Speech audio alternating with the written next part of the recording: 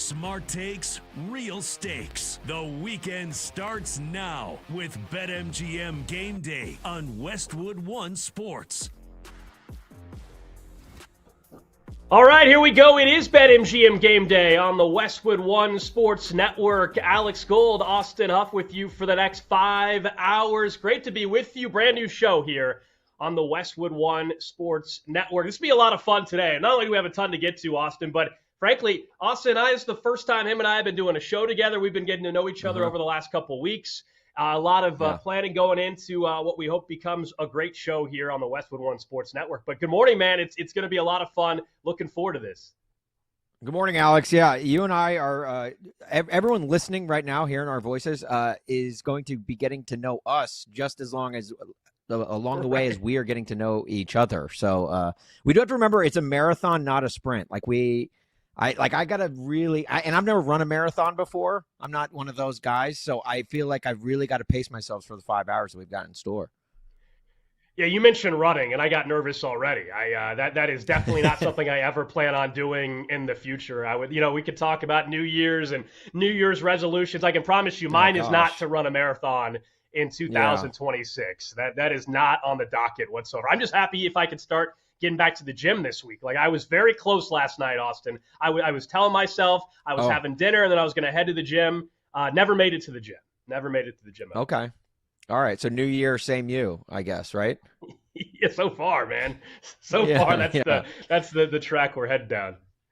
But honestly, I feel like nowadays, this is not the time to go to the gym, whether you're a frequent gym goer or you're a new gym goer. Like, if you're going to start a New Year's resolution to be healthier, start that New Year's resolution in February when the gyms are back to normal. I feel like the gyms at the first few weeks of the year are more crowded than like a New York subway station. It's just not, it's shoulder to shoulder.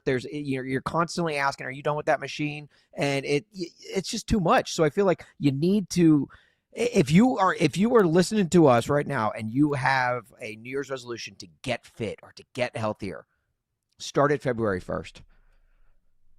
You know what? So here's the thing. I'm trying to get persuaded to go, and Austin just told me basically, wait another month. You're not wrong, though, about how busy the gym. You're not wrong about how busy the gym is going to be. So we'll see. I'll report back next week. We'll see if I make it to the gym a little bit later on. But if you want to get to know us, as we're going to get to know each other throughout the show, you can also check out our social media channels on X, for example, at Austin Huff. Pretty simple. We're not going to complicate this for you. At Alex Gold, just our names right there. And of course, we are here streaming on YouTube and Twitch as well. If you want to watch the show, in addition to listening on affiliates across the country and listening over on Sirius XM as well, you can watch on Twitch and YouTube or the Odyssey app as well. But man, we do have the fortunate circumstance that we're starting the show coming off a few days of some incredible college football. And I don't know about you, this feels like the real college football playoff to me. What I mean by that is, we've had the name brands for years and years and years throughout this, and there's still a couple name brands hanging around. But we know, Austin, we're about to get history no matter what. Other than Miami, who has won multiple rings in the past, multiple titles in the past, we're probably going to have a team and a program that has never won the national title actually win a national championship this year after getting the semifinal matchups that we're going to have with Indiana and Oregon and, of course, Ole Miss and what they were able to do. And it sets up a matchup for them against Carson Beck in Miami. Yeah, you got to thank NIL, I think, first and foremost, for giving us a college football playoff that is unlike any that we've seen before. Because, I mean, I feel like most people outside of the states of Alabama and Georgia didn't even know the college football season could go this long. And here we are. We've got a playoff with mainly three new teams. I mean, if you want to count Oregon as like a college football mainstay, but even they have not been able to get over that hump. And it's exciting. I mean, the fact that Indiana is in the Final Four of a college football playoff, let alone a Final Four of basketball too, with the way that their program has been over the last few decades. But I feel like it's just exciting. I live in the Chicagoland area, and this is Big Ten country up here. And I have seen so many Indiana flags, and even those, the inflatable things that people put out in their yards. There, I saw on my yard, down my street, there's a guy who has an inflatable Indiana football helmet. I guarantee you, they did not even manufacture those before the last season, right? Since Kurt Cignetti has gotten to Bloomington, I feel like those weren't even made. Nobody even realized that they played football in Indiana. And now here it is. This year's playoff is getting the entire country involved. And I think it's exciting for everyone not named Alabama or Georgia. Yeah, the SEC might be miserable right now, if you're not an Ole Miss fan and what they've done this bowl season. And of course, the SEC for many, many years has been trying, and I think they successfully will, and that's probably a topic for another day, pushing for expansion and wanting to ensure SEC teams and more SEC teams are going to be in this dance. But yeah, if you're not in SEC country, if you're certainly in Big Ten country, you are loving every single minute of this right now and seeing what we're about to have in a semifinal. I want to go back to Indiana, though. You mentioned them and what Cignetti has done, because Kurt Cignetti, number one, he's a great soundbite. I mean, every single time he speaks, man, I'm locked to the television. And the same thing, it trickles down to Mendoza as well. That kid is awesome to listen to. And admittedly, I had not heard him speak all that much until the CFP, or I guess until the Big Ten title game after their win, when he was just so excited. And he's a great speaker. That kid's got a future in broadcasting, although something tells me he's going to have a long career in the NFL before he has to worry about broadcasting. But they are great sound bites. It seems genuine across the board. We all remember Kurt Cignetti going out and when he was hired and saying, how much, we was asked the question, what would you tell recruits? And he said, I tell them to Google me, I win, right? We all remember that. But Kurt Cignetti, so much of what he has done here puts him in maybe sole company. I don't know. I tend to think there's an argument, if we go back a little bit, in terms of best turnarounds in sports, not just college football, entire sports, whether we're talking professional sports. And I know there's some different layers to it. I think in the modern era of college football, and certainly here in the 21st century, Kurt Cignetti has done the best turnaround job we've ever seen. I don't put him at the very top and nobody near him yet if we're just going back, another 30 plus years or 40 years, because I do think the NIL that you mentioned and the transfer portal era has to factor in some way. I'm not even saying that he can't end up being the best coaching turnaround ever, especially if they go out and win a national title and they're 2 wins away from doing that. But I'm located in Kansas City. I'm like 2.5, 3 hours or so east of Manhattan, Kansas. And there was a guy by the name of Bill Snyder that took over that football program. And in the 90s, while he never won a national title there wasn't NIL, there wasn't transfer portal at that particular time. But when he arrived in 1989, Austin, they had the most losses in the history of college football. They had a single conference title back in the 1930s, and they had no facilities. I mean, they were truly playing in the middle of like a farmland. That was it.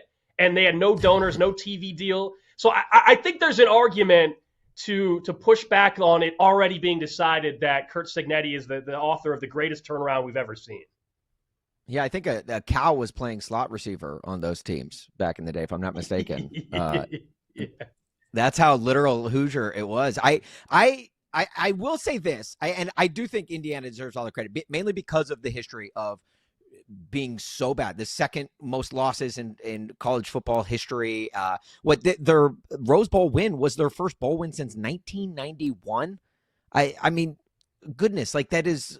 I was like in diapers then. Well, then again, I wore diapers late into life. But I feel like also one name that is people are forgetting. I saw Urban Meyer right after the Big Ten championship say this is the greatest turnaround in the history of college football, which I think it is up there. But I do feel like a lot of people are not giving enough credit and love to a guy by the name of Scott Frost at UCF, a team that was often overlooked around this time of year, around playoff time every single year.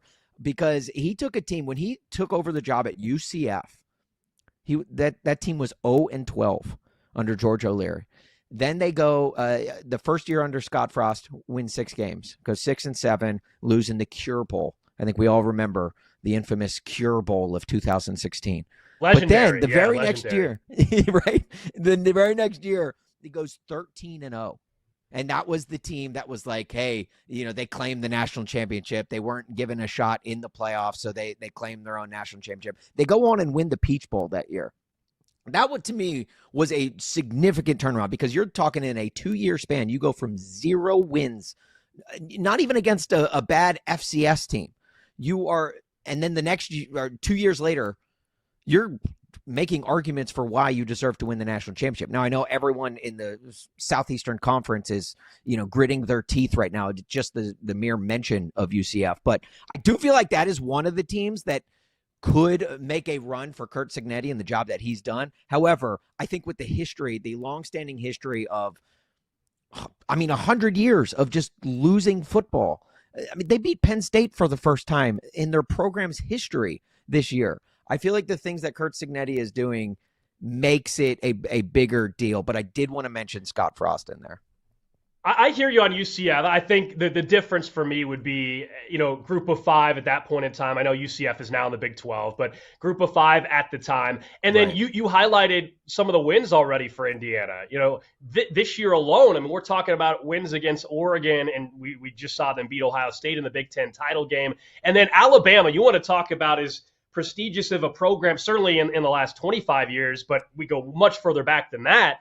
And to do that, to flat out embarrass Alabama, like that to me also adds to this run. It's one thing if they end up winning a national title. That ultimately will be the very top and what everybody remembers for Curt Cignetti. And he's going to have a statue built there, no matter what happens the rest of the season. They should already put it up, honestly. They might as well get the work going on it. I don't know how long that process takes, but get going. That thing should be up and running and right there next to the football stadium on opening day next year. Really. But no, I think it's got to have that quality of opponents. That mean look, that blistering look, like back at, not a happy look at all. In fact, I think the first time he smiled was on the sidelines of that beatdown of Alabama at the Rose Bowl. The first time I've ever seen him smile on the sidelines. Oh, he's locked in. Yeah, but you know what? You bring that up, man.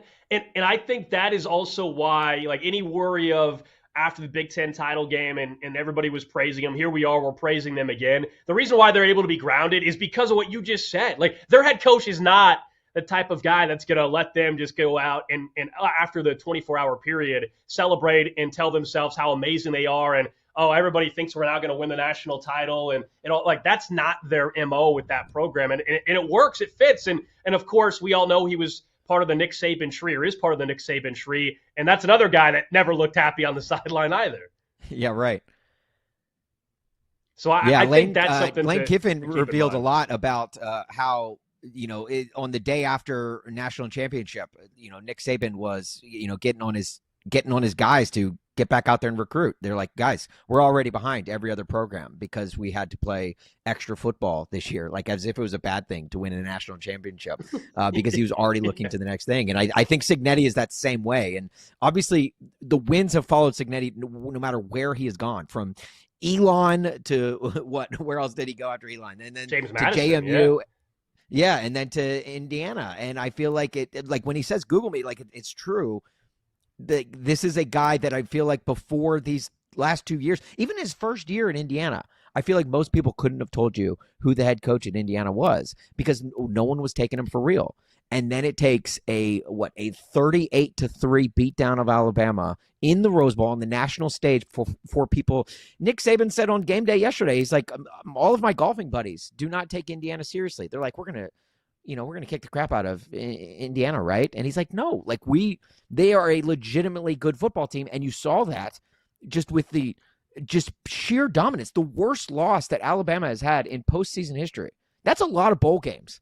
And that was their worst loss ever. The first time they've been held without a touchdown in the in bowl play since 1960. So, I mean, you're doing things to Alabama that Alabama usually does to other teams.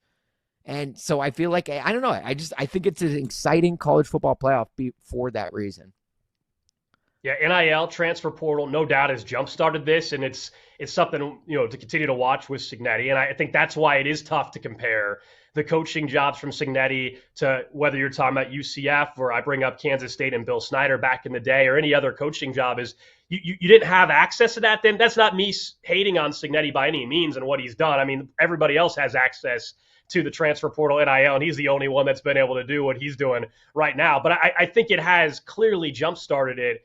And what I'll be curious to see, does it allow, and it probably gives you hope. I think if you're a fan out there and you're a fan, especially of a Power 4 program, but you're typically towards the bottom end of those Power 4 conferences, this has to give you some hope. I mean, I'll be out in my backyard here, man. Like, the University of Kansas is not some football power by any means. They've been one of the worst Power 4, at the time, Power 5 football programs up until here recently. Why is Indiana any different than Kansas? It wasn't until the last 2 years. Right. It is. Look, like literally every program that is like Indiana, great basketball program, doesn't, not great at football, and tends to lose, 10, 11 games is a season in football, like your Indiana's, like your Kansas, like, other, it's giving hope. Duke goes out and wins the ACC title because of what Indiana has done. I'm just taking Indiana as the example. They're like paving the way for the little guy programs that no one gave any respect to, that when you would talk about the bottom tier teams in a conference, Indiana was always like the first name you'd throw out. And now here they are rising to power. And I don't know, it's exciting time in college football. I mean, don't get me wrong, college football has a lot of kinks to work out with everything that they're going through, but it is that time where it's like more people are getting invested in a sport that I absolutely love. It is one of my favorite sports. And I feel like now is a time where everyone is like, look, if Indiana can do it, I can do it. He's Austin Huff. I'm Alex Gold. We're just getting started here on BetMGM Game Day. You mentioned a lot of work to be done perhaps with college football. I want to get into that a little bit more because the buys in the college football playoff right now have not guaranteed a dang thing. In fact, it's led to a lot of losses. But is it just a coincidence, or is there a greater problem? Could it lead to expansion in its own right? I want to get to that. We'll also a bit later on discuss Ole Miss, including now new controversy around assistants that may or may not be available for the Running Rebels come college football semifinal time. You're listening to BetMGM Game Day on the Westwood One Sports Network. BetMGM Game Day. The action starts here. Westwood One Sports.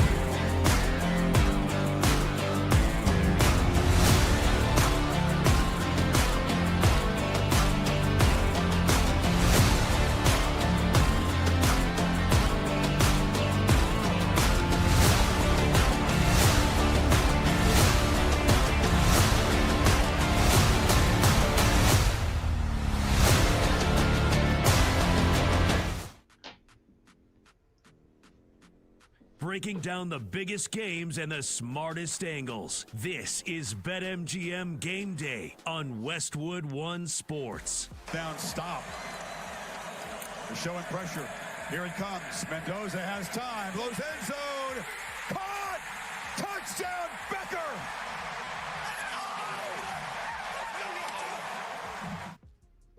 Charlie Becker, touchdown there in the Rose Bowl on ESPN. Indiana, just one of the many touchdowns and a dominant win against Alabama to move them toward the CFP semifinal. Alex Gold, Austin Huff with you. This is BetMGM Game Day on Westwood One Sports. Just getting started. I appreciate you guys hanging out with us here on a Saturday, of course, on Westwood One Sports. 310-840-4910. 310-840-4910 is the text line as well as the hotline here to interact with us. And you can watch the show on YouTube and Twitch as well. So, look, I think not only did Indiana send a message, as you pointed out, to maybe people that still were doubting them, or are they for real or not, but they're the only team, man, as a conference champion that's been winning games. And they're also the only team that has been able to figure out this whole bye week rust versus rest debate.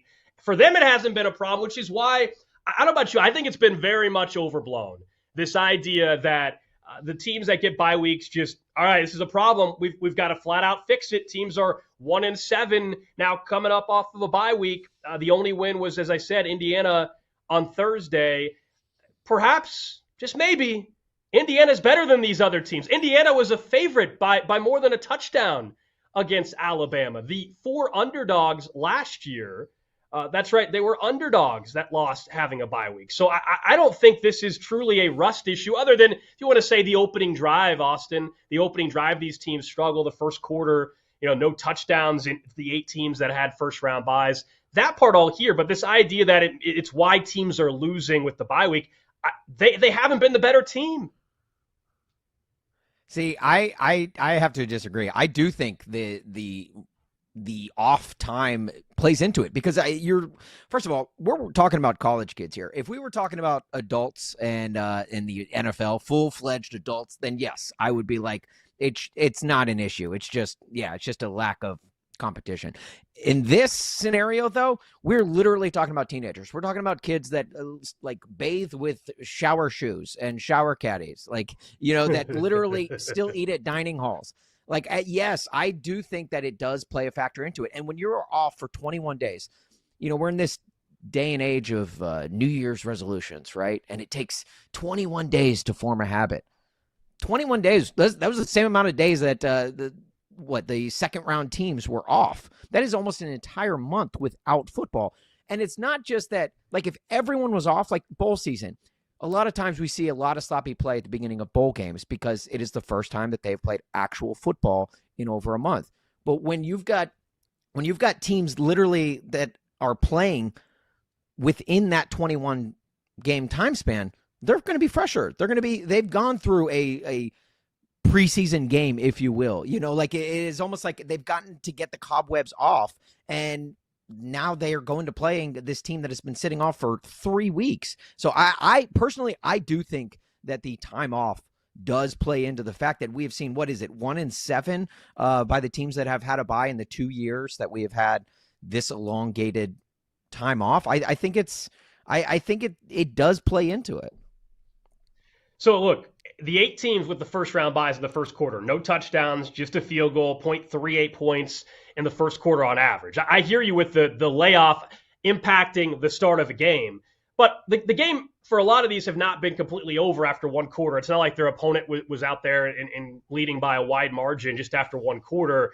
At some point in time, I don't think the rust part carries into the rest of the game, which is why I think it's a competition issue, man. It's not like Indiana, Alabama. Indiana got it done. You know why? Because Indiana is just flat out better than Alabama. They were a touchdown favorite at some spots, even over at BetMGM. Last year, as I mentioned, 4 of the teams that had the bye weeks were underdogs, and that's why they already reshuffled the way we do the seeding this year. Because remember, Boise State was the team that had the bye week, but they were huge underdogs in their particular game. You had Arizona State as well, and that's why Penn State was able to get to a CFP semifinal based off of really these matchups. I don't think we have a large enough sample size, but I'll admit, and I think what you're saying, Austin, is how most people probably feel.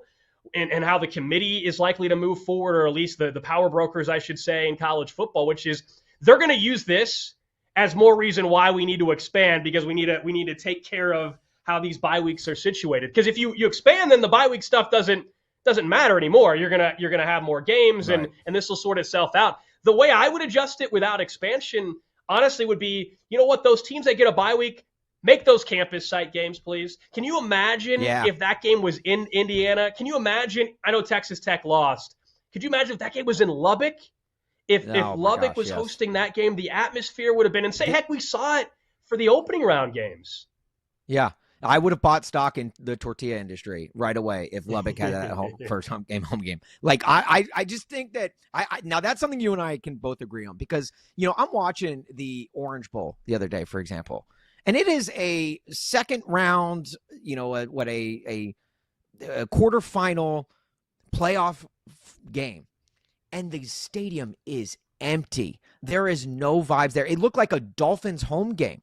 It was just embarrassing that this is a college football playoff game and there's no one there. And don't get me wrong. Look, I want to protect the sanctity of the bowls. I love the idea of pushing the bowls to the beginning of, you know, the upcoming season and saving these playoff games for actual home games, because that's where you're going to get the passion. That's where you're going to get the fuel. And I mean, if you think about it, before we even had a playoff, the college football regular season was already a playoff. If you lost, you were out, like, essentially. Like, you needed someone else to lose. And if you actually have a playoff like we do now, I think if you move the games back to the home sites, you're going to get that passion, you're going to get that fire, and you're going to get that home field advantage for the teams that have the bye. They deserve some sort of advantage. But if you're both flying down to an empty stadium in Miami, of course, you're not going to get the outcome that you want. Like, it's just not going to be the same vibe. You get no advantage to that. So I feel like, that's one area where you and I think both can agree on that. If you can get these games back on campus, or at least these first two rounds, then I think, and then you're not making fans of teams shell out money. Like, if I'm a fan of Oregon, man. Right? Like, I'm not shelling out my money for a quarterfinal game with the chance to go to the semifinal or maybe even the national championship. Like, it's already expensive as it is. Like, don't make me fly to Miami and then the next week fly to Dallas, or, you know, fly to Atlanta. Like, I don't want to. Flights, hotel rooms, tickets to the actual game are expensive as it is. I feel like it is the college football playoff. They're literally Scrooge McDucking it. They've got dollar signs for eyes, and they're not able to, like, even consider the thoughts of the fans and the actual atmosphere of the games themselves. I think the travel part's the great point there, because you are asking, you know, I get it. If you're an Indiana fan, this is a once-in-a-lifetime opportunity. You haven't had the opportunities to travel for a CFP the way Alabama has, the way Oregon has, but still, you're asking fans to not only a time commitment. People, I know it's around the holidays, you know, some people are already off of work, but you're asking people to maybe take off work, you know, avoid doing some of the family traditions. Then there's the financial cost, as you brought up, for a 2 or 3 week stretch, if not more, if your team really makes it to a CFP. What, the national title game, what is it, like the 19th of this month? I mean, we're basically talking about a full month, almost 4 weeks at this point in time, asking fans to travel. I think that is a huge element to this. You're right. The Orange Bowl did feel weird anyway, because it was in the afternoon. I watching the Orange Bowl at like 2 in the afternoon was a weird, or 3 in the afternoon. It was a weird vibe. It didn't feel right. It's supposed to be a night. It just didn't. Yeah. And I get it. Things change, and, you know, I guess I'm a purist when it comes to some of that kind of stuff. But that's, you know, tradition is what college football is based off of more than anything else. The only part I'll disagree with you on, you mentioned how to maybe move the schedule around, and I get it. Some things would have to change. You know, there's talk about moving the national title game up a couple weeks, and how do you do that? You got to do something with the Bulls. I think the idea, though, of moving bowl games before the season, so like next year, playing out the bowl games for this year, I hate that idea. And you're not the only one that's mentioned this by any means. But here's my issue. The next team, right? We play these games in week 0, let's call it, or whatever, you know, in August or early September. The rosters are so vastly different from the team that actually achieved what we saw them achieve this year. And do fans care about the bowl game the next year? Is that game going to matter to those fans? And yes, it's a travel opportunity before the season. Maybe we get a cool matchup. But the quarterback is likely different, because why would that change at all? We already see, last night I was watching a couple of the bowl games, and you got third-string quarterbacks and guys in the transfer portal and everything. Anyway, now you're going to start the season with a guy that might have been playing for the other team the season before even. I think it causes some major problems, and it actually devalues the bowl games, if possible, even more so than what we've already done. Yeah, but think about that opening week of college football. Aside from your, Chick-fil-A kickoff game in Atlanta and a few others, you don't really get those. I mean, you get like maybe four epic matchups maybe. This way, if you get a bowl program, like a bowl season to kick off the next season, yes, you're right. Like the team can change immensely from year to year. Just look at Indiana, just look at your, anyone out there. I feel like putting it at the beginning of the season allows for fans to kind of get excited. It allows for it gives those matchups. Like Mississippi State last night played Wake Forest in the Duke's Mayo Bowl. Mississippi State would probably kick off their season with, one of your stereotypical SEC FCS teams, right? Like the Citadel or something. I would much rather see Mississippi State square off against Wake Forest again before having to go to in a game against the Citadel, because I feel like, if anything, and I've always been a big proponent of the AP poll before the season should not be a thing. I think where that is, you want to talk about judging off of last year's team, that is essentially what the AP poll does. You and I agree on this. The AP poll is pointless. 100% with you. It shouldn't come out until at least 2, maybe 3 weeks into the season, because we don't know what these teams are yet. We don't know who they are. And then look at how much the AP poll affects the season and then ultimately the college football rankings. Because if a team starts off ranked high, it takes a few losses for them to get, docked. But if a team, it takes so much harder for a team like that is outside of the top 25 to break into that top 10. It takes weeks. So I feel like the AP people, this, at least putting the bowl games before this season allows for AP voters to be like, oh, okay, we know right off the bat at least more of what we have, because we have these interconference matchups between teams that, at least based off of last year's, I guess the scale, they're matched up somewhat. So I don't know. I heard that earlier this year. I'm not going to take credit for that idea, obviously. Like, that has been talked about immensely this offseason, but I feel like that is one way that could help college football and shine more light on this amazing college football playoff that we've got. There's certainly changes on the horizon. I think we all know that, to try to fix this. We haven't even talked about transfer portal and what a mess that is, which is going on right now. Just opened up yesterday. And then the CFP teams, if you make it to the semis, you have an extra week to try to decide. We've only been doing the show for about 35 minutes together. I'm so glad you brought up the AP poll, because for years it is the most pointless thing. I would get rid of it altogether. You're saying delay it, man. I'm saying get rid of it. In college football, the only thing that matters is the college football playoff selection rankings anyway. I think we should get rid of them. I know the TV partners out there hate me saying that, because it's basically just a marketing tool. Everybody can brag, oh my gosh, it's October 15th and we got number 17 versus number 11. It doesn't matter. The CFP are the only people that matter, but we can have that debate maybe another day. All right, I want to talk about Ole Miss, though, because they're in a CFP semifinal. They're one of the great stories in college football post Lane Kiffin departure. But there's some more problems that have arose now with Lane Kiffin's departure around assistant coaches heading into their semifinal matchup. We'll get to that. This is BetMGM Game Day on Westwood One Sports. This is BetMGM Game Day, only on Westwood One Sports.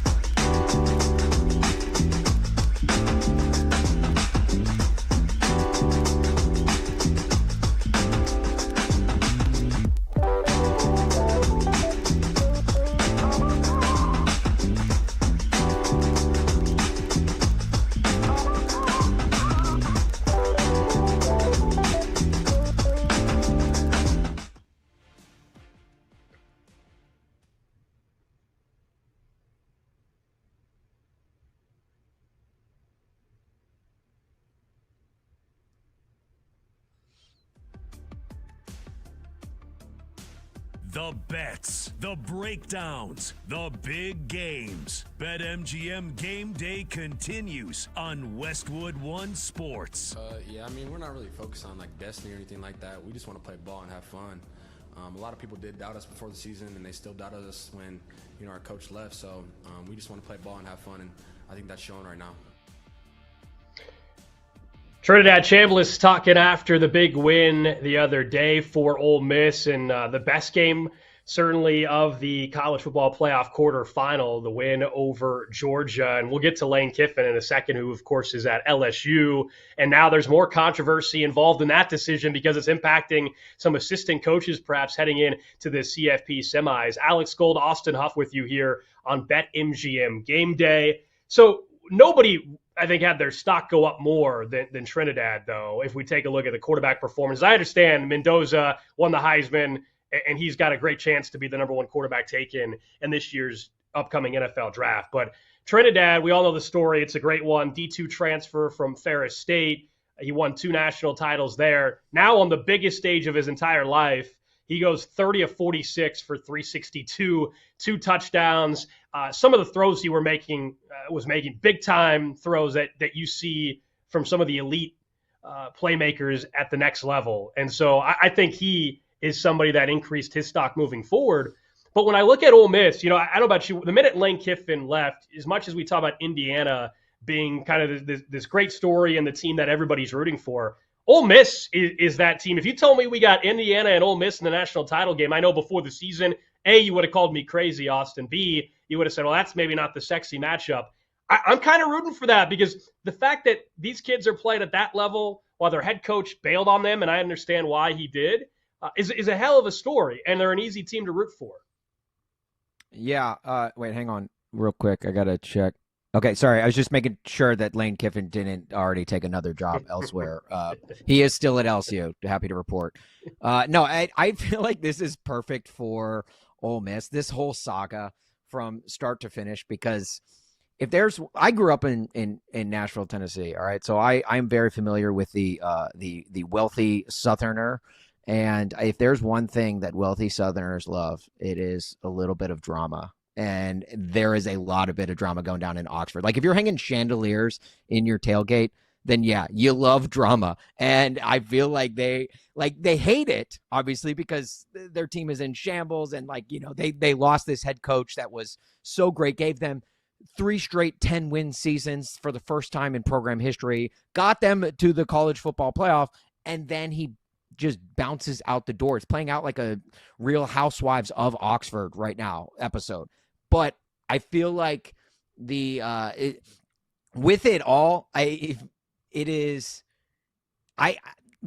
Kiffin to me is being so annoying through this entire thing. Not only for bouncing right when his team is on the doorstep of the playoff and for the first time ever, but then also you can tell this dude has serious bouts of FOMO, and he is just dealing with everything that he just hates not being in the spotlight. I mean, yeah, I guess, but I also wouldn't leave my school when I get them to the playoff. So it's kind of on him. It's like, Lane, dude, sit this one out. You're already getting paid what, $250,000 for every win that Ole Miss gets by LSU, which. Yep.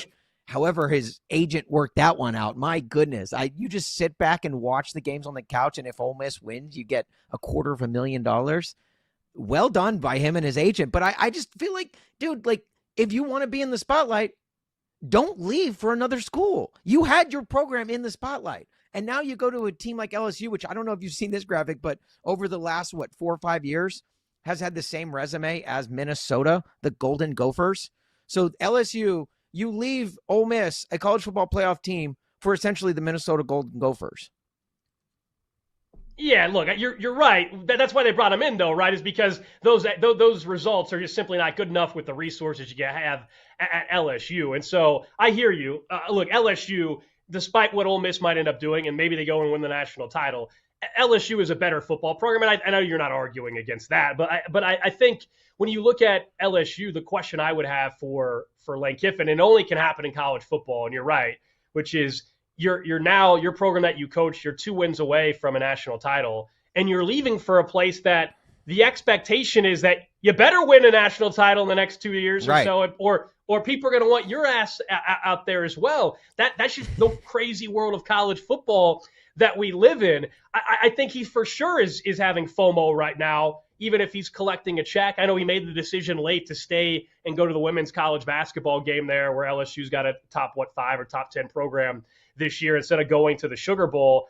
I don't know if he's going to be there. I don't know if we know for sure if he'll be there Thursday for a CFP semi, but where it's gotten uglier at this point in time is just the timeline of college sports. We all know when he was deciding whether or not to leave was with the transfer portal coming up and just the cycle of recruiting. Well, now, Ole Miss is in the semis, and there's at least one report out there suggesting that this week with Pete Golding, who's now the head coach there at Ole Miss, that they got to make some decisions about what assistants are, I guess, going to be allowed to stay and what might have to leave just because the transfer portal is opened up and you've got job duties that these guys have at LSU. And, you in a weird way, if you're Lane Kiffin, as much as you perhaps did want Ole Miss to keep winning, now your new LSU assistants are in a weird spot. Does that play a role for you in how you look at Ole Miss heading into their semifinal game that they have coming up? By the way, they are 3.5-point underdogs right now at BetMGM against Carson Beck in Miami. When you're this late into the season, not as much, because, look, don't get me wrong. I think position coaches are incredibly important because you have a closer relationship with your position coach than you do any other member of the staff.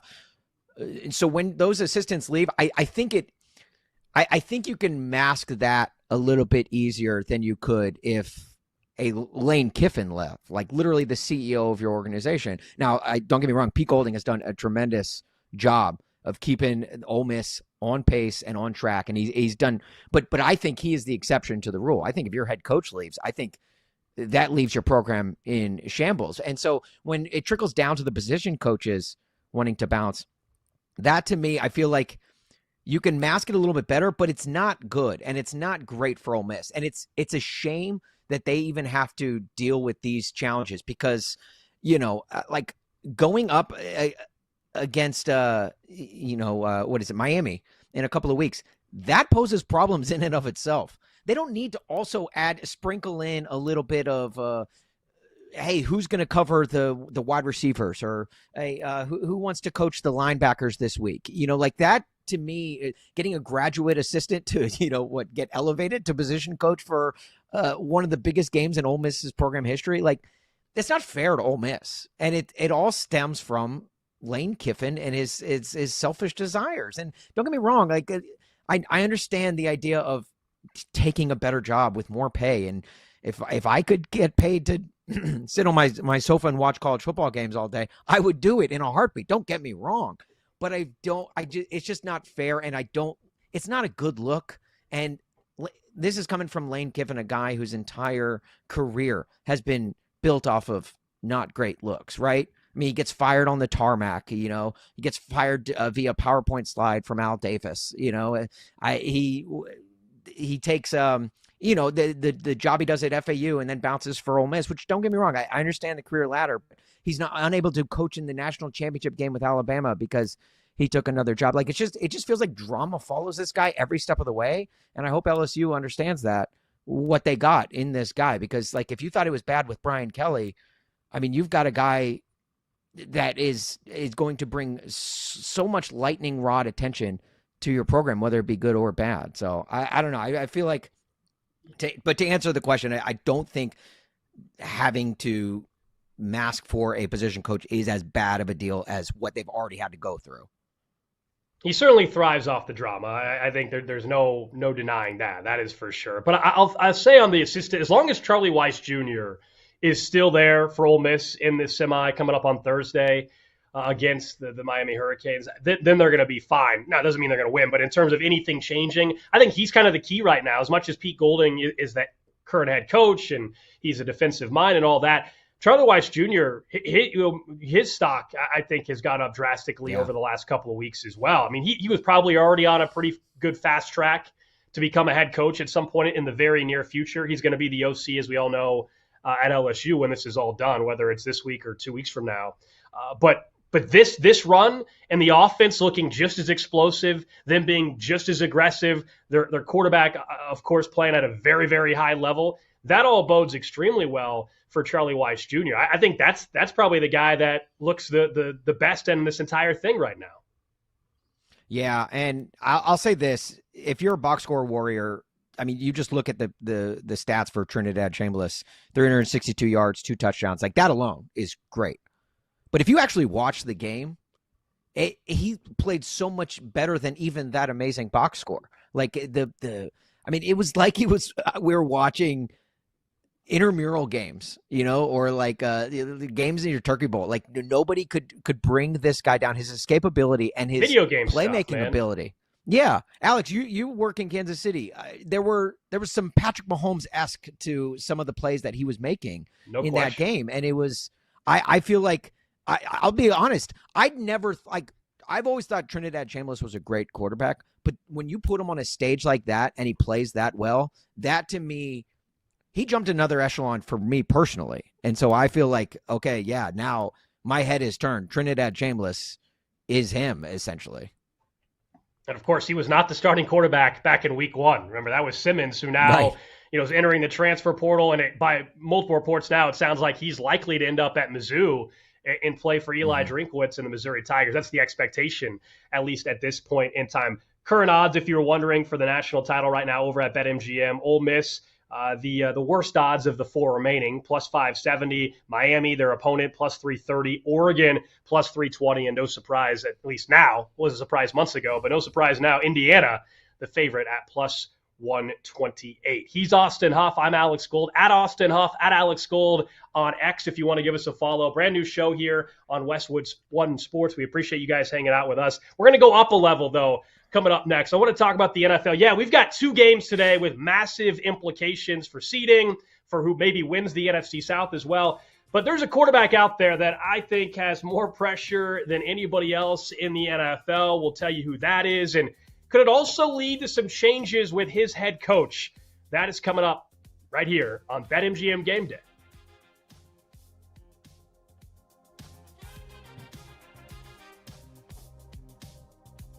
This is BetMGM Game Day on Westwood One Sports.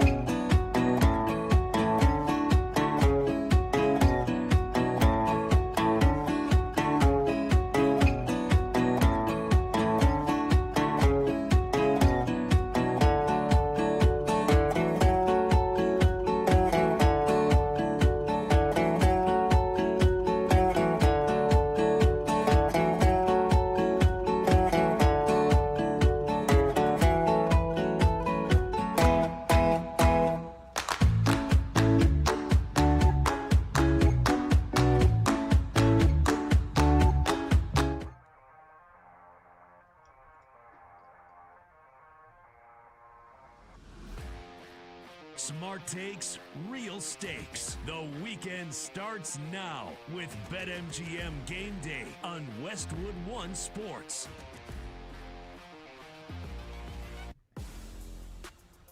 Alex Gold, Austin Huff with you here on Westwood One Sports. We'll certainly get to the two marquee games on the NFL slate this weekend. Two of them happening today, of course, as well. A little bit later on this afternoon, we'll see what the NFC South has in store for us with the Bucs and the Panthers. It's not technically a win-and-in game. There's some other implications because of the Falcons' win on Monday Night Football against the Rams, but all eyes in Tampa with the Bucs, who are favorites today by 3 points against the Carolina Panthers. We'll get into that game. We'll also discuss tonight's game in the NFC West, which will impact who the number one overall seed, who's going to get that bye week. But there's a quarterback, Austin, in the AFC that I think at this point in time is going already, no matter what happens this weekend, whether the 6th seed or the 7th seed, is going to have more pressure than anybody else, coach or player, and that's Josh Allen with the Buffalo Bills. So Buffalo right now is technically the 7th seed, although if you look at how the playoff scenarios are likely to play out, knowing that the Buffalo Bills this week are taking on the Jets, the Chargers are taking on the Denver Broncos, but Justin Herbert is not going to play. Most likely you could see Buffalo move up to the 6th seed in this spot and be a 3 seed, or go up against the 3 seed, I should say, which would be the Jags if all holds there. Josh Allen has had pressure for the last couple years, trying to get over that hump anyway. That is Patrick Mahomes, and everybody really has in the AFC. Well, we know there's no Mahomes in the postseason. We'll see if Lamar Jackson's going to join the party, depending on what happens coming up on Sunday Night Football with the Steelers. There's no Joe Burrow in this postseason.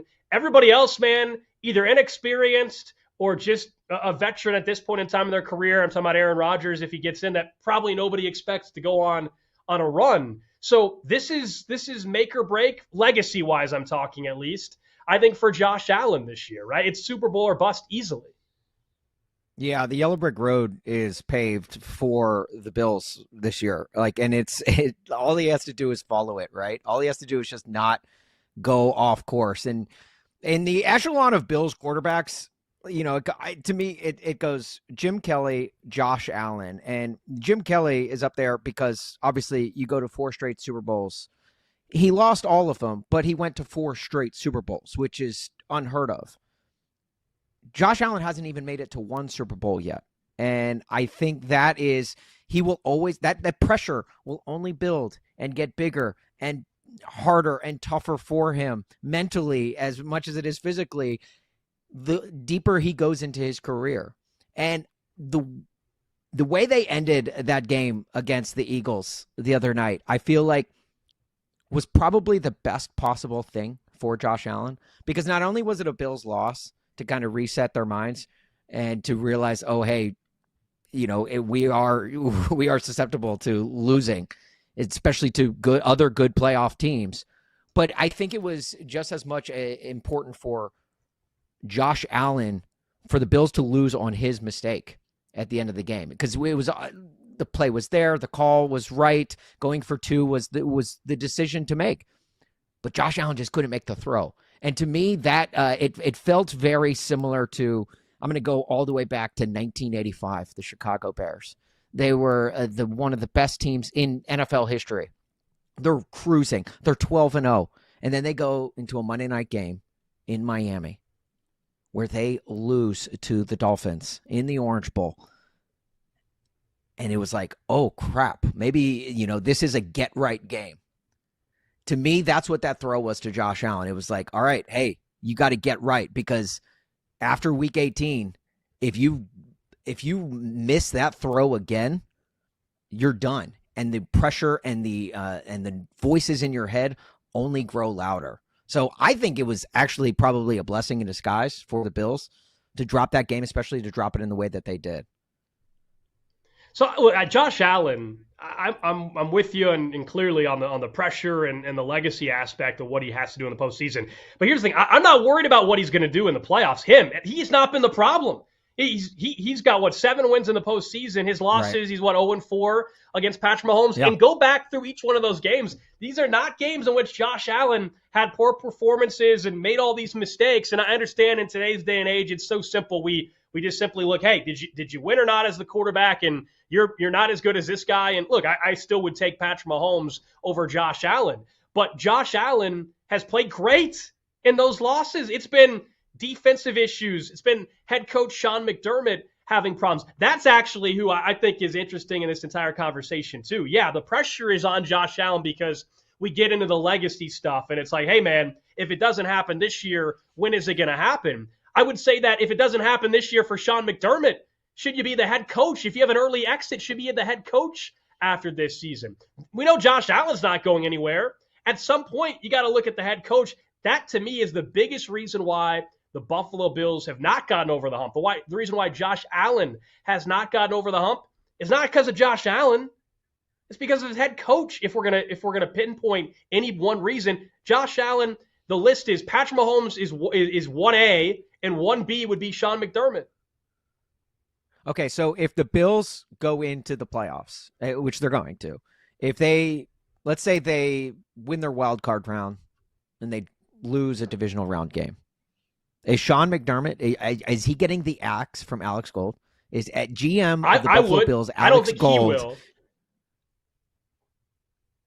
Yeah, I don't think they would as an organization, but I would absolutely. Yeah, I truly think he's held them back. The problem that they have this year and what makes this tricky and why I ultimately don't think they would as an organization is the pool of coaching candidates or what we perceive to be the up-and-coming coaches is not great this year. You don't have the young up-and-coming Ben Johnson like you had a year ago. We all know what he's doing in Chicago. I mean, the offensive names are not nearly as attractive. That doesn't always mean it has to be the sexy name to have success, but you look there, I guess Cliff Kingsbury, who might get another crack at it, but am I firing McDermott for Cliff? Not so much, in my opinion. You look at some of the other, Jesse Minter is a defensive mind in LA. I don't think I'm going to go hire another defensive coach to go with Josh Allen. I would probably hire an offensive mind and a guy that's going to call the plays as my head coach if I were to pivot from McDermott. So that's why if I had to predict, no, I don't think the Bills will move on from Sean McDermott. I'm just saying I know so much because it's how we talk about quarterbacks and we're all guilty of it. We make it all about wins, losses in the playoffs, and that's everything. But you dive deeper and you realize if you go through and pull up the stats in those playoff losses, this is not a Josh Allen problem. What if they lose that divisional round the way they lost the Eagles game on Sunday? Like, is that what if it falls squarely on Josh Allen's mistake? Then is it still a Sean McDermott problem? Yeah, I mean, so well, look, Josh Allen's not going anywhere, obviously, right? So, I mean, I think people will still focus on Sean McDermott. I would say in that spot, what's the narrative and everything? Yeah, it's Josh Allen will get crushed if he doesn't make the big play late in the game. I'm just saying, he certainly has been able to do that. I would be shocked. Like as we sit here on January 3rd, if you and I 3 weeks from now are talking about the Bills being eliminated, let's say it's an AFC divisional round game or a title game, and it's because Josh Allen threw two crucial picks or didn't make a big throw late, I would be shocked that that's how the Bills would be eliminated. I think it likely would have to do with their defense or a coaching blunder. See, and I feel like what Josh Allen has done this year deserves even more love for like an MVP, a back-to-back MVP trophy than anything else, because I feel like what he's doing with this year's roster, like this year's roster, I mean, correct me if I'm wrong, you could say is arguably the worst roster that they've had of any of the Josh Allen led teams since maybe, the first two Josh Allen led teams. I mean, I feel like, and yet they are still at the precipice of, potentially a 6 seed in the playoffs. If he can muster that out of the guys that he has and the weapons that he has, I feel like that screams to just how good Josh Allen has been. And I mean, to Sean McDermott's credit as well, because I mean, it all stems from the head coach. It's not entirely the quarterback shop. I think, look, they've got a new stadium coming up. Okay. If they could open up that brand new stadium with an AFC champion or even a Super Bowl champion banner, how amazing would that be? Think about the, foldable table slams that we would see at the tailgates before that Bills game of week one, unveiling a new banner in a brand new stadium. I don't know. I'm just like, I know you're a KC guy, so I don't know how you feel about them. I've always been like, I feel like the Bills are the true America's team because they've been down and out for so long. I mean, they went through that 20-year span where they didn't even make the playoffs, and now they're good again. And they're not just good; they're one of the best teams in the AFC. And but they have yet to make it over that hump, and it's been a large part because of your Patrick Mahomes, Alex Gold, and I'm calling him. I was going to say, I was biting my tongue for a second. Yes, it's because Mahomes, America's team. No chance. The Bill. Look, I actually thought it's funny in Kansas City. People are very critical of Josh Allen, and I feel like for the last 5 minutes I've been doing nothing but prop up Josh Allen because I don't think it's his. Yes. But America's team, absolutely not. The Buffalo Bills are not America's team. They might be easy to root for. And their blue collar, like their fan base is passionate and they're blue collar. Yeah. And I go on in Buffalo over the last couple of years with some of the radio guys there and great people up in Buffalo by all means. America's team, come on now. If anything, people aren't going to like. If anything, the Chiefs have been America's team for the last 8 years. Number one in TV ratings. Win Super Bowl after Super Bowl. They're closer to America's team than that. Now the Cowboys are not America's team anymore. Now that goes back obviously to the 90s, and there's more context to it than just winning football games. But the Buffalo Bills, absolutely not. I could not disagree more. Here's the thing. The thing. This is like the fine print of the America's team claim that you get that a lot of people don't read. You are America's team until after you win that first Super Bowl. Okay. Then once you win that first Super Bowl, everyone hates you. You saw it in Kansas City. Yeah, and definitely after a couple. They're villains now. People can't stand them. Exactly. Right. So I think that we both agree America's team is no longer the Dallas Cowboys, and it hasn't been for a decade and a half at least, right? So I feel like if you are going to crown anyone as America's team, I think you've got to give it to it. The Buffalo Bills are the Chicago Cubs of football. You know, they were the lovable losers for so long, and now they're starting to get good again. But they just haven't had that Anthony Rizzo, Kyle Schwarber, Zach Bryan, like literally roster.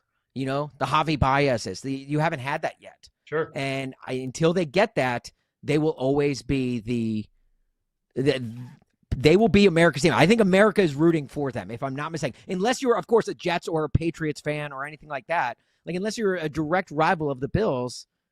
Who in Kansas City, you don't have a dog in the hunt this year. Who is everyone, like, kind of hopping on the bandwagon for?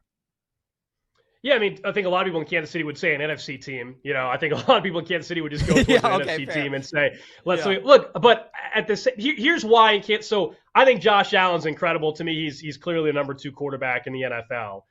But I think people in Kansas City, perhaps there's some that are dreading, you know, the conversation that comes if Josh Allen wins one. Quite honestly, this year, I think that could be it. I can tell you, it's probably not the Denver Broncos or the LA Chargers. By any means for people here in Kansas City. I hear you on the America's team thing. I would say, as you said, we like to build people up, unfortunately, and then people love to tear you down pretty quick. And so, yes, you know, the Chicago Bears, or if they were to win this year, or the Bills, people will love them for a year, but if they're right back in it, I mean, look at Philadelphia. 2 years ago, or even a year ago, people still love Philadelphia. Now I feel like Philadelphia is easily the villain. And yeah, after Kansas City won a ring or two, Patrick Mahomes suddenly went from the fun quarterback to watch that everybody loved. And now people, you know, knock the guy for any little thing he does. Yeah, I do have to correct myself because earlier when I was running down the list of all-time famous Cubs on that 2016 Cubs team, I said Zach Bryan. I can assure you that the Something in the Orange Singer was not on that roster. I was looking for Chris Bryant, but that just goes to show you how forgotten you become when you become a Colorado Rocky. Yeah. Someone said, when did Philadelphia become lovable? People love Philadelphia. People love Philadelphia when they beat the Chiefs. I'm sorry. Like, we can debate, like, Philadelphia is an easy city and fan base maybe not to like. But when they beat Kansas City, I'm telling you, everybody sure loved when the Eagles were kicking the Chiefs' ass a year ago. That was definitely happening. No, that you're right. There's not a soul outside of Eastern Pennsylvania that is cheering for the Philadelphia Eagles in this postseason. Like it's not going to happen because you're right. Like it's once you win, and especially, and you made a great point. It was once you win that second one, that's when you really get ripped away that label. But the way the Eagles have benefited from going up against two massive dynasties in their 2 Super Bowl wins in True. Tom Brady and the Patriots and Patrick Mahomes and the Chiefs. And so that is the only thing that can get all of America behind Philadelphia. And honestly, that's the only way they can get all of Philadelphia behind Philadelphia, because we know how those fans are. So look, they benefited from that, but I can assure you that no one is on that Eagles bandwagon this playoffs. Eagles plus 950 right now to win the Super Bowl. The Buffalo Bills sitting at 10-1, by the way, over at BetMGM. We mentioned Ben Johnson's name as we were talking about coaching and Sean McDermott. I want to take a look at one of the more intriguing betting markets here on BetMGM Game Day, and that is Coach of the Year. A number of intriguing names. We'll also get to a little bit more on the college football side of things a little bit later on in the hour, and some of the clips of the week. We're just getting started here. It is BetMGM Game Day on Westwood One Sports. BetMGM Game Day, your weekend sports authority. Westwood One Sports.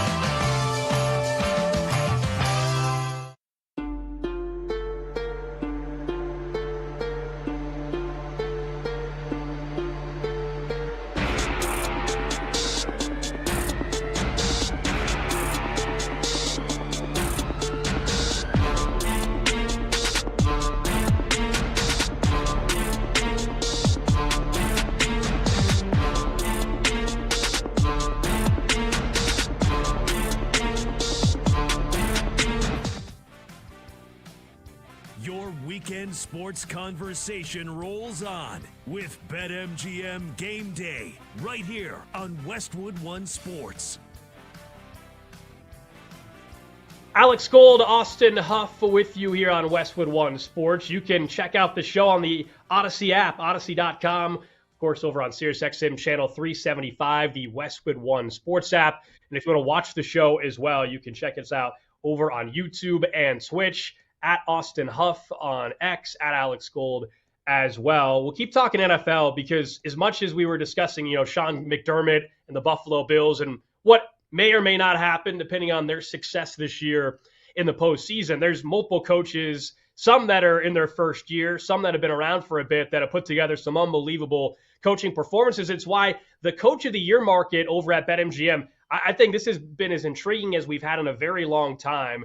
Certainly, even in the years since legalized sports wagering has become more and more prevalent post 2018 or so, I think we've seen a Coach of the Year market have legitimately three names. I think maybe you can make an argument for four, but three names, in my opinion, that you can make a strong case for Coach of the Year. And if you're just wondering based off of the odds markets, at least right now, Kyle Shanahan's the favorite, sitting around plus 120. Mike Vrabel plus 130. He had been the favorite for much of the season. Mike McDonald over in Seattle, 5.5 to 1. And then some names we can bring up, but from a betting angle, I don't think they're going to win. And that's Liam Cohen and Ben Johnson, although I think both have done a sensational job here with their respective franchises. Ben Johnson and the Bears, they go and win 5 games a year ago, or the prior to his regime, and now they go and win 11 games. Liam Cohen probably going to win the AFC South. They won 4 games. They've got 12 already here in 2025. Who do you think, we can take even whether or not you had a preseason bet on a coach, who do you think right now should be the Coach of the Year? And I'm curious how you weigh certain things, because I've been talking about this for a couple weeks over on the network as well, because I think the number one seed aspect typically weighs heavily for a lot of people. And what do we have tonight, Austin? We get a game that could give Kyle Shanahan the number one seed. Yeah, it's funny. There's a great pool of coaches that I think have done an exceptional job. I think, Liam Cohen, with the way he has turned around Trevor Lawrence, like he's made Trevor Lawrence look like Clemson Trevor Lawrence again, which is something that we haven't seen. Honestly, I think you could argue his entire pro career. This is the best Trevor Lawrence we have seen, and I think that is a direct reflection of Liam Cohen and his coaching.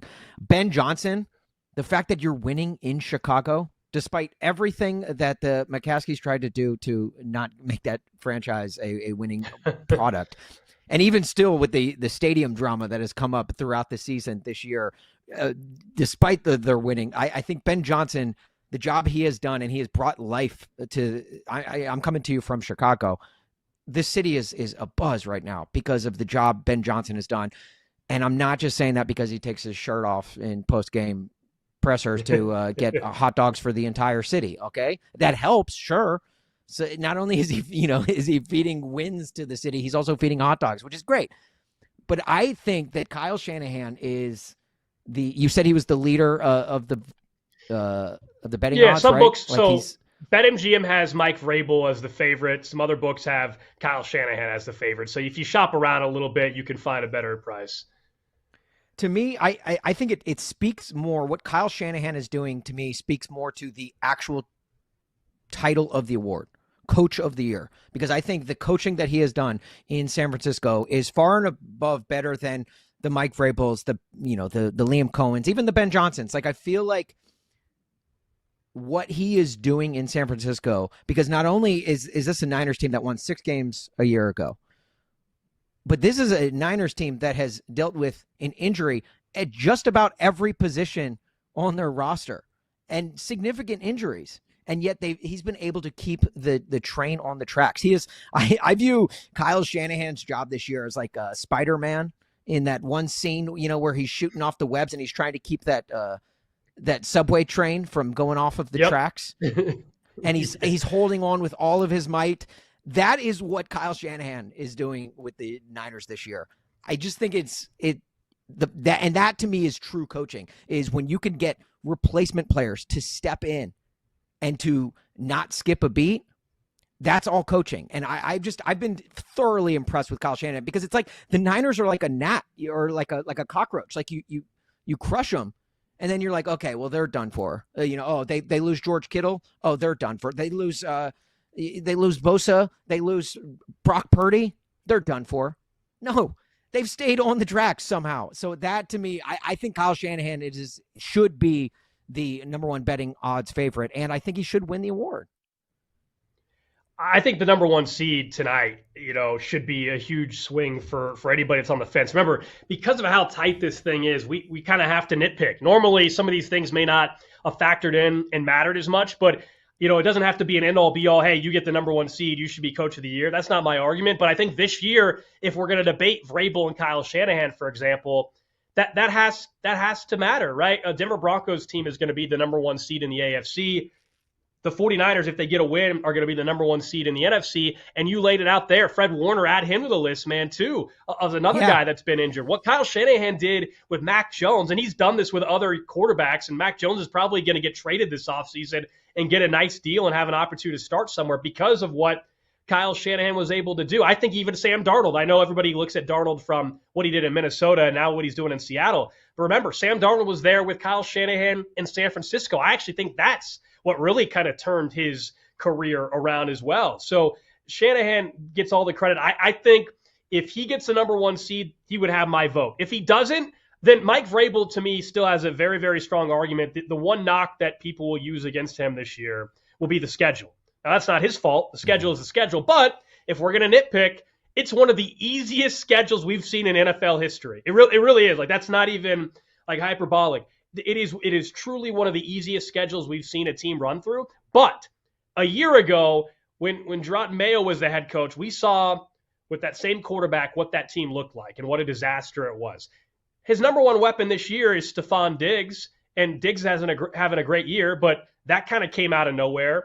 Otherwise, they're dealing with Hunter Henry as their second best option, who's a nice tight end in this league, but has never been considered the second or third best tight end in football. I actually think personnel-wise, we looked at the Patriots this year and thought they were still maybe a year away, that they could win some games, they could be a playoff team based on the schedule. But the fact that they're a legit Super Bowl contender and have a quarterback who might end up being the MVP, we'll see. Matthew Stafford and Drake May, that's certainly up for debate as well. That's really, really impressive. I think Kyle Shanahan, though, can win this by getting a win tonight against Seattle. Yeah, the Patriots really have had a Jake Paul level schedule this season. It's like, all right, come on. We want to see you fight a heavyweight. We want to see what you can do. And look, Mike Vrabel gets a lot of love and deservingly so. The job he's done in New England this year and the 1 year turnaround has been incredible. That entire roster has been overhauled, but Mike Vrabel only has 2 playoff wins. And I know the playoffs do not count towards Coach of the Year, but I'm really excited. That is one of the teams I'm going to be locked in on when it comes time to, I know we're already in January, but when it comes time to January, when playoff football, I want to see how the Patriots do because you're really going up against the best of the best. And Mike Vrabel is a guy who literally in his entire career only has 2 playoff wins. And those came in his second year on the job in Tennessee, both in the same year. He hasn't won a playoff game outside of that. So I feel like I'm curious as to see how Mike Vrabel, especially, they won't have the bye, but if they, I want to see more out of him because I don't think what they've done this year is enough to get him over the hump. I know he's second or first or second in a lot of the betting odds because he was the sexy name going into the coaching hire, but I don't know. I just feel like what Kyle Shanahan has done, he's like true adversity, and Kyle Shanahan has been able to keep the train on the tracks with his webs slinging. Yeah, and then coming up next hour, by the way, we will talk about some of the Super Bowl odds and some of those teams that might be in the way of the Patriots, which seems like a very wide open AFC given the crop of quarterbacks that it appears we're going to have in the postseason. The one name that neither of us have mentioned and probably should be giving way more credit to, and as much as I'm pushing the one seed narrative with Kyle Shanahan, oh yeah, the guy that they're facing tonight, Sam Darnold, and the Seattle Seahawks are coached by Mike McDonald. They can be the one seed in only his second year as the head coach, and he's sitting over there at BetMGM right now at plus 750 to be coach of the year. I feel like nobody's giving him much of a shot, and I ultimately do think the 49ers will win this game tonight, by the way. However, I mean, what Mike McDonald has done with Sam Darnold, yes, Darnold had the great season a year ago for the first 15 weeks, but then I want to remind people the narrative around Sam Darnold, week 17 and 18 last year, and then certainly in the first playoff game was like, oh my gosh, he's back to being the same Sam Darnold. Well, here's Mike McDonald, who is a defensive mind, sure, and Kubiak is his OC, who's going to get some head coaching looks because of it. But what they have done with that offense, Jackson Smith and Jigba has turned into statistically the best wide receiver in football. I don't think he actually, I would take him over Jefferson or Chase, but you get the point. He has been basically the best receiver in football this year, coupled with the defense that gets stronger and stronger and as the season has gone on. Mike McDonald probably is the most slept on coach in this entire conversation. We were guilty of doing it there for 4 or 5 minutes too, Austin. Yeah, if you go back to September, no one was talking about the Seahawks winning the West.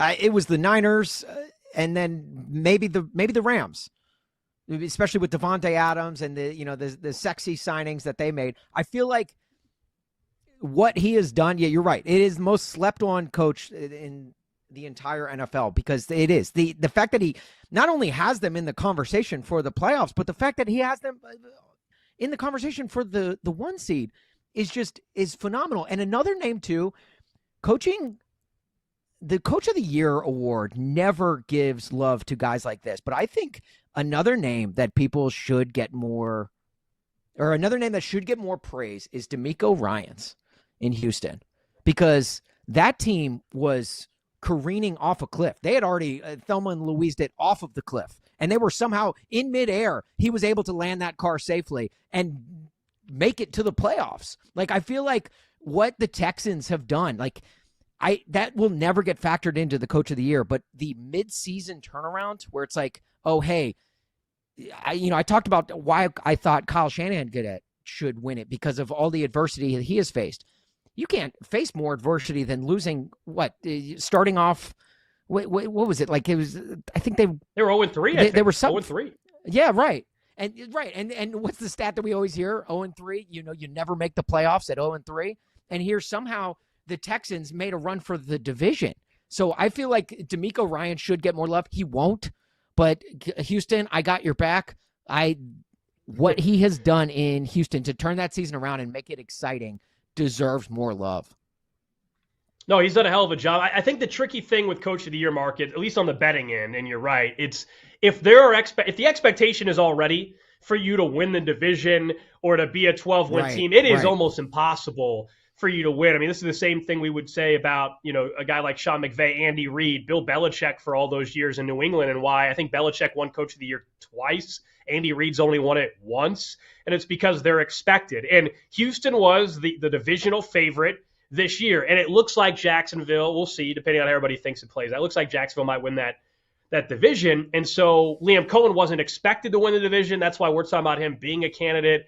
DeMeco Ryans was expected to win the division. Fair or not, it's just where this market has ended up, and it's why when we do this conversation preseason next year, you and I are probably not going to be betting on guys that are expected to do much. We're going to be betting on the first-year head coach that was on a team that won 3 games that we think can get to 9 or 10, and that's just where this award has ended up. But interesting to look at. I think it is a fun market heading into Week 18 that is up for grabs. Kyle Shanahan, Mike McDonald, Mike Vrabel in particular. But yeah, don't forget about Liam Cohen with the Jags as well. Thinking of coaches, though, we're going to get to our Sound of the Week, something we'll be doing each and every week here on BetMGM Game Day. Some of the best sounds we heard throughout the week. Sometimes sports, sometimes it may not even be sports related. That's the fun part about this, but there was certainly some great sound from a college football head coach that I want to discuss. That's coming up next here on BetMGM Game Day.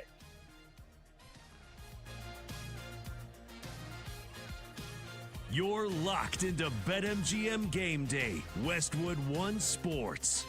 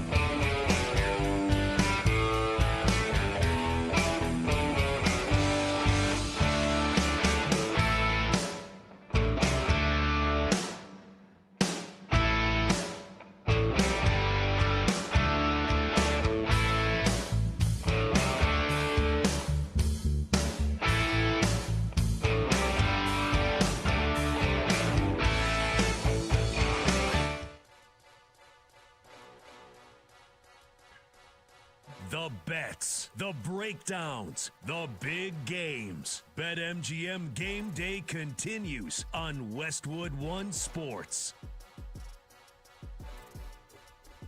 Coming up in about 20 minutes, we'll get to the Super Bowl market over at BetMGM. Right now, if you were to make a brand new, we'll call it $100 wager, what direction would you go for the Super Bowl? That's something we'll dive into in 20 minutes. You guys can text in as well.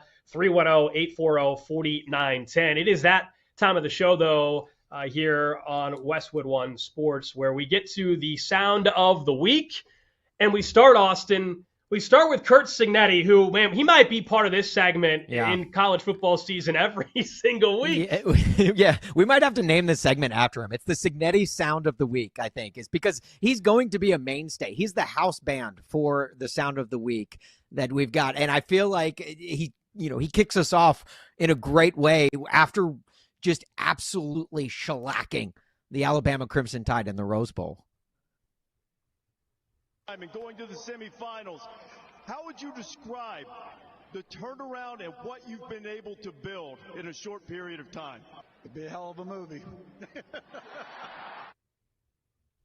Wouldn't it? And by the way, that was, of course, on ESPN postgame after their Rose Bowl win. I mean, at the way it's trending, we're getting something. I don't know if it's going to be in theaters. I don't know if it's going to be on Netflix, if it's going to be a 30 for 30. You know we're getting something. You and I were discussing earlier in the show. This is one of the greatest turnarounds we've ever seen. We can debate, as we did earlier, whether or not it actually is. And I think there's some other names that fit in that conversation. As far as the movie, though, I was trying to think once I heard that, as I'm sure, I don't know, your group chat or whatever with your buddies, I was thinking, all right, well, then who the heck is playing him if it's a blockbuster movie? There's a couple. The first name that came to mind for Cignetti, based on the way he talks as well, tell me Kevin Costner. Kevin Costner, who's played in some epic sports movies as well. Anyway, I think Kevin Costner as Curt Cignetti in Hoosier, whatever we're going to call it, would work. Hoosier. Well, I don't know if we can call it Hoosier. I think that name might already be taken. But Who's your daddy? How about that? Who's your daddy? There we go.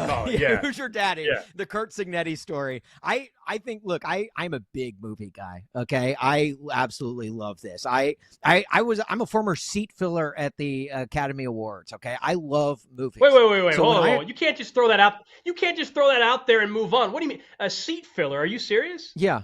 I'm putting out my bona fides out there, and these are my accolades as to how big of a movie buff I am. I was sitting amongst the cast of Get Out when they were up for Best Picture at the 90th Academy Awards, or excuse me, the 95th Academy Awards, and it was an incredible experience of a lifetime.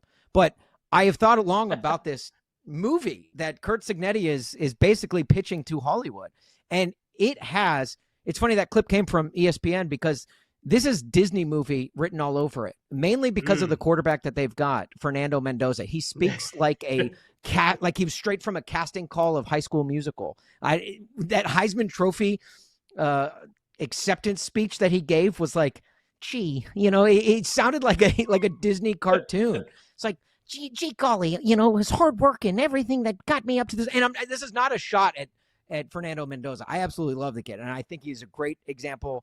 I think it's only a matter of time before we find some bad tweets from him eventually. Like, he's that pristine, he's that good of a guy.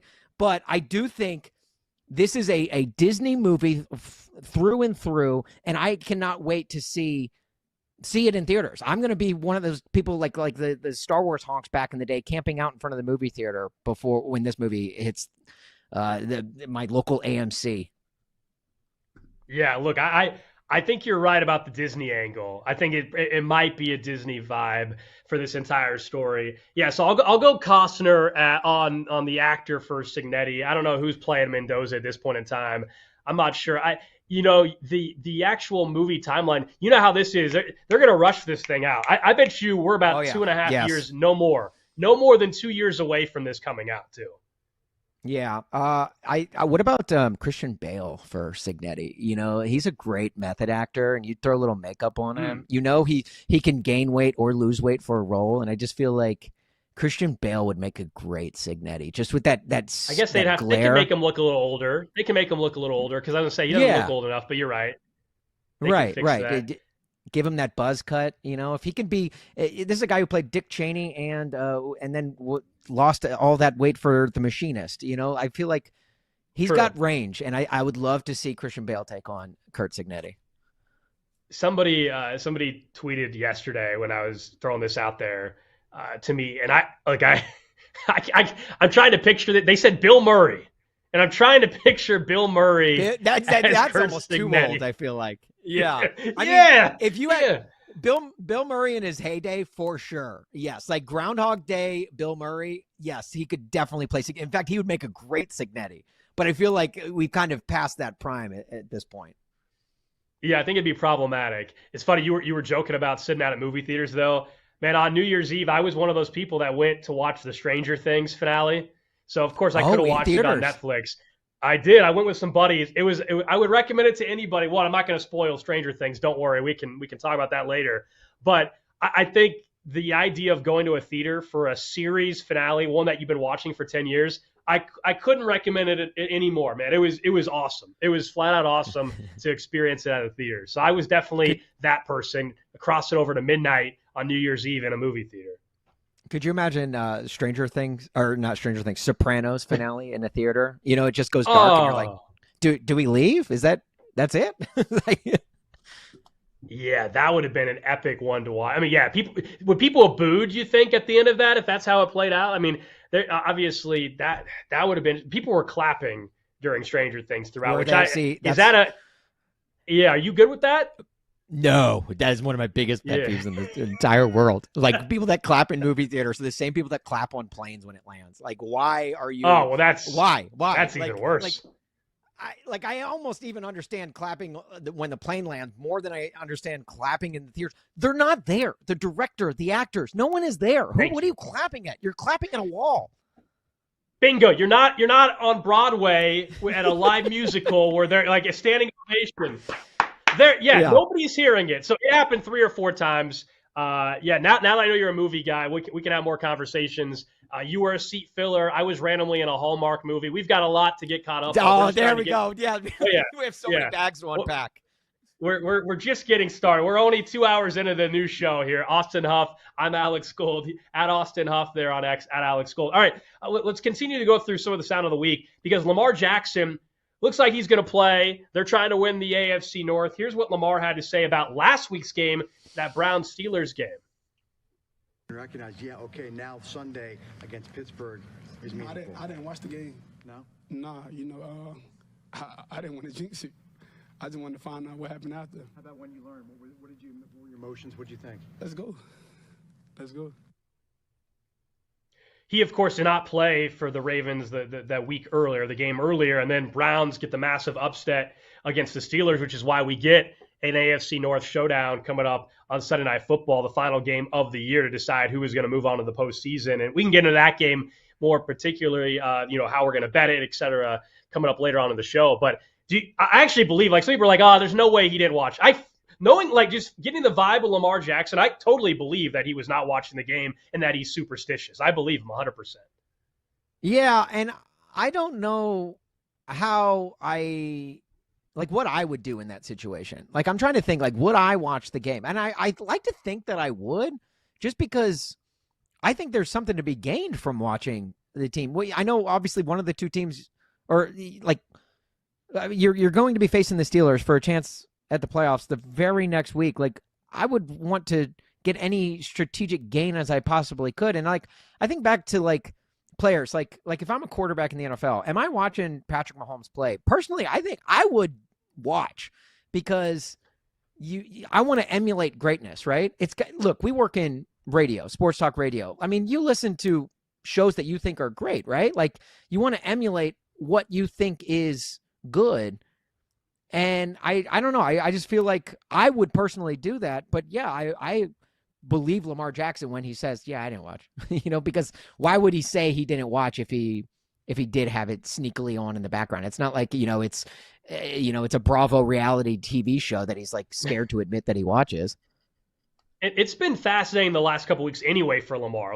This comment is a nothing burger for the most part, but we all know over the last few weeks there's been a lot of stories coming out. There one in the Baltimore Sun, I think it was, talking about, is he sleeping in meetings? Is he playing video games late at night? And he spoke at great length yesterday about that. Of course, denied that. He said, look, if I was sleeping in the meetings, don't you think Harbaugh, I sit in the front row, don't you think he'd be waking me up? And he made some fair points. And I don't know what, the future is going to hold there. And we were talking about Sean McDermott. I actually think there's more of a chance that Harbaugh, in the Ravens separate than, Lamar Jackson's getting traded. I would not be trading Lamar Jackson if I was the management there in Baltimore. If there needs to be a separation, if those reports are true, then to me it's the head coach that leaves. I'm siding with the quarterback just about every single time. Yeah, it does feel like there's a lot of unfair criticism. Like, people are just looking to find ways to rip on Lamar Jackson. This is a former MVP winner. And I feel like you're not getting that from other former MVP winners. Nobody's doing that about Josh Allen when they go through losing bouts. Nobody did that to Patrick Mahomes this year when they were struggling. Nobody did that to Joe Burrow when their teams were struggling.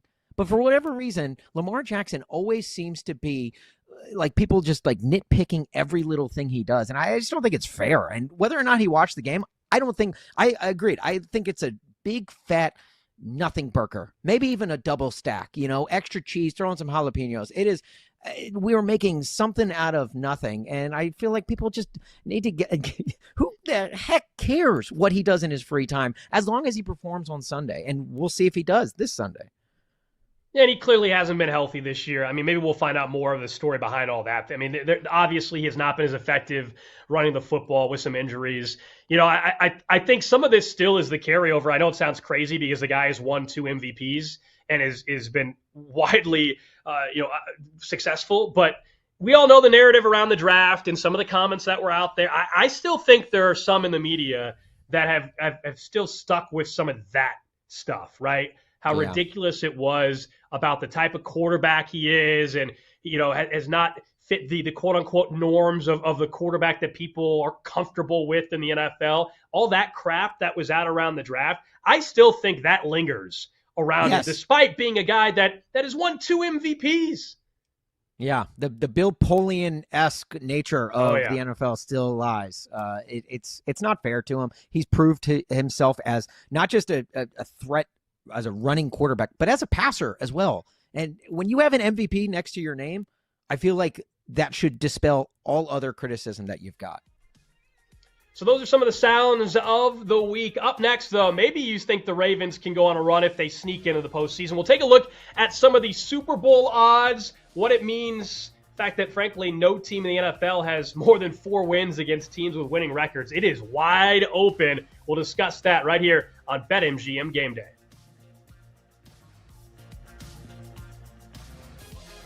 BetMGM Game Day. The action starts here. Westwood One Sports.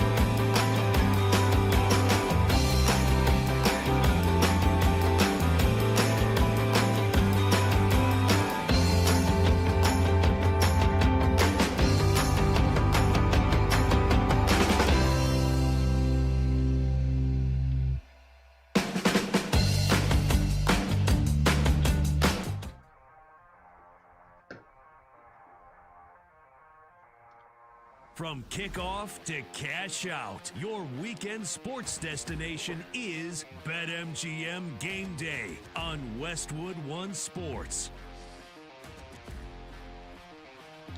Alex Gold, Austin Huff with you on Westwood One Sports. I'm still amazed by what we just learned about Austin as we're learning about each other throughout the show, our first show here on the network. Finding out he was the seat filler at the Oscars. I'm nerding out about the stories you were just telling us. That is legitimately one of the coolest things I've heard somebody's had the opportunity to do. So seat filler, put that, we have a segment we're going to debut later called The List, and it has nothing to do with what I'm about to say. But put that on the list. It's a different list, but put that on the list of amazing things that I learned about you today.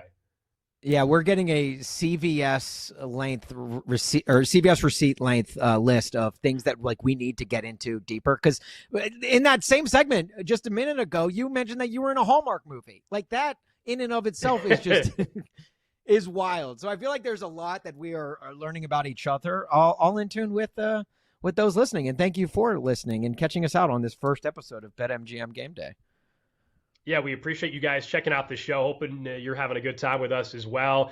We certainly will get back into the college football playoff a little bit later on in the show as well. You guys can interact. As we mentioned, we have the chat open up on Twitch and YouTube as well. If you want to watch a video stream of the show, you can do that. You can, of course, listen on the Odyssey app, odyssey.com, SiriusXM channel 375. And if you follow us on our socials, you can check out some clips from the show there as well, at Austin Huff, at Alex Gold. I do want to talk about the Super Bowl odds as we are in Week 18, man. Next week at this point in time, we'll be hours away from Wild Card Weekend, and it seems typically those Saturday games end up being like the Houston Texans or somebody like that, and we'll have next week to talk about them. Maybe they're part of your answer here because over at BetMGM, you take a look at the latest odds to win the Super Bowl. The Rams are the favorite, along with the Seahawks, co-favorites, plus 550. There's a chance, though, that Seattle could end up as the number one seed. You could be getting a team at 5.5 to 1 that actually gets a bye versus the Rams, who are going to have to at some point go on the road in the postseason. The Broncos are 8 to 1. The Niners also have a chance at the 1 seed. They're 8.5 to 1 right now. And we can keep going through the list. If you're watching on YouTube or Twitch, you can see the odds right there on the bottom of your screen as well. Right now, if I gave you a fresh $100 bill to make a bet on a Super Bowl champ, I don't know what you had preseason. What direction are you heading right now based off of value? And then we can get into some of these teams anyway and the expectations, but who do you think presents the best value for you right now? Well, let me start this off with a disclaimer that whatever I'm about to say, make sure you fade, because my betting history does not bode well for me. All right. Nor anything I do. You can ask my wife. If you gave me the $100 bill, my wife was like, we're going out to dinner with that. We are not letting you put that on who you're about to put it on. But I think right now, and I know this is chalk, but I feel like it's a team that doesn't get enough love for what they've done year in and year out. But it's the Los Angeles Rams, because to me, when it comes to the playoffs, you have to have great players, you have to have great coaches, and you have to have a great quarterback. And the Rams check all three of those boxes. And if the longer they can keep things at home through the playoffs, I think bode even better for them, because, I mean, they can play in the elements, but if you can keep them out of a snowy Philadelphia in the title game, I think that helps them even better. But to me, I got to go with the Los Angeles Rams. I think it is a really good team. And the fact that they're not even, they're kind of, all attention has been shifted to San Francisco and Seattle as they fight for the division tonight. I feel like the Rams are kind of flying under the radar, which is exactly where, if you're a Rams fan, which I know there's like 6 of you, I feel like that is exactly where you want to be. I love you Rams fans out there. I won't let him just throw that shade at you just like that. I know you're out there. I know you're out there somewhere. Let me say this. For weeks, I've thought we're getting a Rams-Patriots Super Bowl rematch from many, many years ago. Like I think that is likely what we're getting. But in terms of a value aspect to this, I'm not going to go Rams. They are the favorite. They're co-favorites for a reason. I'm with you 100% though on the reasoning why you're most confident on betting them. Totally. You got the head coach with the track record. Matthew Stafford's playing at MVP level. I know he's been a little dicey the last couple weeks. I'm not worried about them despite their play the prior 2 weeks. I still think, man, value-wise, the Bills at 10-1. Look, we had the conversation about Josh Allen and the playoff struggles. And really, again, I think those struggles were more of a Patrick Mahomes is in my way thing than anything else. Josh Allen has played great in the postseason. The challenge for them is that, hey, they didn't win the division. So they're going to go on the road throughout the postseason. And right now, they're 7 seed. We all think they'll end up as the 6th seed based on how Week 18 is going to play out. So let's say that's what happens. They're the 6th seed. They likely are going to, I think it'll end up being Jacksonville as the AFC South winner there. So that's a Jags team that I still like the matchup, even if Trevor Lawrence is playing a hell of a lot better than we've ever seen. At that point in time, then they're likely headed to, Denver if all continues to go chalk. And that to me is a Denver team that while their defense has been unbelievable, I still think they're vulnerable. They're still dealing with a quarterback in Bo Nix that has played in 1 postseason. This is his 2nd year in the league. I think at 10-1, I'm getting an immense amount of value still on the Bills, despite the issues, despite what we just saw against Philadelphia and Josh Allen not making that key throw late in the game. So my value bet would be Buffalo at 10-1. I was close to saying Houston, and my challenge with Houston, man, is as much as we agree that they're a championship caliber defense. I mean, they legitimately can win a Super Bowl because of the defense. I still think C.J. Stroud at times can disappear in a game, in a big moment. Yeah. He seems like if there's frankly a key injury on his own team, that he's easily distracted mentally. Like, I'm not saying it's a bad thing to care about your teammate. That's not it at all. But we saw this play out last year with Tank Dell and that devastating injury. It seems like the Texans lost their quarterback the rest of the game because his teammate suffered a devastating injury. And the reality is, at that level, you can't let it impact you the way I think it does at times for C.J. Stroud, not to mention their path. I mean, right now they're the 5 seed. We'll see, how that plays out. Maybe they end up going to, I guess, Jacksonville. Otherwise, could they end up going to New England in the opening round? I just struggle with the path for Houston. Yeah, it's, the Texans were a team that I really wanted to say, and for the exact same reason that you said, C.J. Stroud is such a question mark, which is so funny coming off of, what was one of the hottest rookie seasons that we've ever seen. I feel like it is, you don't know where you're getting there. That defense is so good, though. And the Texans, they've essentially been in the playoffs since midway through the season because they've had to win.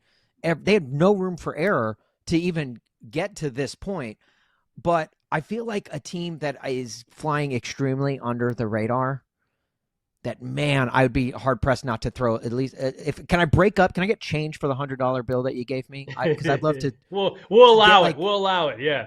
Okay, because I want to throw a little money Jaguars' way because I feel like they have anything but a question mark at quarterback because as much as I want to clown Trevor Lawrence because it's so fun to do, he has been really good this year. And he has been, and I think that is Liam Cohen literally just breathing new life into him. He looks like Dabo Swinney, Clemson, running down the hill Trevor Lawrence with those flowing locks of hair, just blowing in the breeze. Like, he went from looking like Jay from Jay and Silent Bob to Fabio in the matter of one season. I think Liam Cohen's a big part of that. And I love the fact that, I think that they are kind of really, no one's talking about him. And I think a large part of that is because they come from the AFC South and no one really, gives a lot of love to the AFC South and, rightfully so over the last few years. But this year you've got 2 legitimate contenders. And I think the Jaguars are even greater than the Texans, even though they're sitting below them in the betting odds. And so Trevor Lawrence, yeah, I mean, you're not kidding though about what he's been able. I mean, it's really, we're talking about 6 games now. You take a look at what he's been able to do over the last 6 games or so. This is not a 2-game or 3-game spurt. I mean, we saw last week at Indianapolis, 263 and a touchdown. The week before at Denver, and that's at Denver. That was maybe the most impressive of the bunch. Right. To go on the road against that defense, 279, 3 touchdowns, no picks. Had 5 touchdowns, no picks the week before. I'm not even talking about his rushing because he's thrown in an extra 3 or 4 touchdowns on the ground the last couple weeks as well. And then against the Jets, against the Colts the first time, 244, 2 touchdowns. At Tennessee, 229, 2 touchdowns. You notice he's not making mistakes. I think he has 1 turnover during this 6-game stretch. There's part of me still a little worried that like he turns into a pumpkin come playoff time. Like that's like if I'm being real, but he has been awesome the last 6 weeks or so. Yeah, and you could say that the Jaguars, this latter half of the season, they've had a New England Patriots-esque schedule, a Jake Paul run, if you will. But to me, that if they have that Jake Paul schedule, them beating the Broncos is Jake Paul knocking out Muhammad Ali, like with what the Broncos had done. That was like 11-game winning streak and 14 straight at home. Like that's a tough place to play in Denver, and that's I think. We're kind of sleeping on the Broncos, them being the 1 seed, kind of sleeping on them as a 1 seed, which is funny to think about. But I think Bo Nix has not breathed that level of confidence that this team can, because the offense has been so, like they've just been right above the Mendoza line in the NFL, whereas that defense is so good. That's one of the best defenses in football. And what Trevor Lawrence did to them on the road, beating them by 2 scores, that is why I feel like if you can get Trevor Lawrence to be what he's been all season, I think the Jaguars could potentially make a run, which is just, it sounds asinine even just hearing it come out of my mouth that I'm talking about the Jaguars as a legitimate contender. But, I mean, they're sitting at plus 1,400, so you got to throw a little money their way. And as we mentioned, before we went to break, no team this year in the NFL has more than 4 wins against teams with a winning record. I mean, last year the Ravens had 9 of them. I mean, if there was a year you feel like to take a flyer, especially on the AFC side, when there's no Mahomes, there probably is no Lamar, although we'll see what happens. I actually think Baltimore is going to beat the Steelers. We'll get to that game here in just a bit. But there's no Joe Burrow. It seems to be wide open. This seems like the year you would take a bit of a shot. A lot of inexperienced quarterbacks. Who's going to break through? It's why I still go with the Bills, because ultimately I do think come playoff time, we are usually talking about, hey, the best quarterbacks, not always, there's always outliers, but the best quarterbacks typically end up getting to title games, let alone the Super Bowl. And Josh Allen certainly is still that. Drake May this year, though, is playing at that level, which is why the Patriots at 9-1. As I told you for the last couple of weeks, I've gotten the sense I think we're going to get a Rams-Patriots Super Bowl, but there's certainly room for argument against anybody else. The team that I think, and you're based in Chicago, that is fascinating to me, the Ravens are not even in the postseason yet, okay? The Ravens are at 22-1, okay? They're at 22-1. They're not even in. They got to win their division. They would get a home playoff game if they beat the Steelers, though, tomorrow night. They have the same odds as the Chicago Bears? Yeah. Explain that one. Yeah, dude. This is weird to even be talking about, especially where just a little over a calendar year ago, we were laughing at Matt Eberflus and what he did, that disaster in Detroit on Thanksgiving Day. And then on Black Friday, he's let go. And somehow Ben Johnson ascends from the heavens upon the city of Chicago. And what he has done, you're right, not talked about enough. This is a team that going into San Francisco last week, the number 1 seed was up for grabs for them. The Chicago Bears as the 1 seed in the NFC. And they have done a remarkable job. And what they do late is, or they win games late a lot of times. And I feel like if you are a team that can have everything go against you for 3/4 of a game and still have a shot to win, and then 9 times out of 10 still win that game. I mean, heck, they almost beat San Francisco on the road a week ago. I feel like the Bears, it is the odds makers putting them below the Ravens, or at least right at where the Ravens are at, is it's just an absolute slap to the face of the Chicago Bears, because I do feel like this is not your same old Bears. And this is the first time I've said this all season, because I've been I've been biting my tongue, because I think every Bears fan is waiting for the other shoe to drop, and they've been waiting to be cynical about this franchise, and they haven't been given that opportunity yet. And I feel like them going into the playoffs, especially if you're hosting games at Soldier Field, that is going to be one hell of a tough place to play, because Bears fans are going to be so jacked and so drunk. It is going to make for one hell of a home field advantage for them. And if they have to play the Packers for a 3rd time this season, I mean, granted, it'll be interesting if they have to face Jordan Love for an entire game rather than, half Jordan Love, half Malik Willis. But I don't know. I just love where the Bears are sitting right now. Yeah, Clayton Tune, I think, is going to play this weekend for the Green Bay Packers. They're down to their third quarterback as the Packers are resting some guys, getting them ready for the postseason as well. All right, let's get into what's going to happen later on today, though. Coming up here on BetMGM Game Day, we've got a kickoff at 4:30 Eastern with the Panthers at the Bucs. The NFC South on the line. If Carolina wins, it's over. If the Bucs win, we still have to wait for some results on Sunday. We'll get into that game and the number one seed on the line, the Seattle Seahawks, the San Francisco 49ers, some of our favorite bets around that game and what it does for each one of these teams coming up next.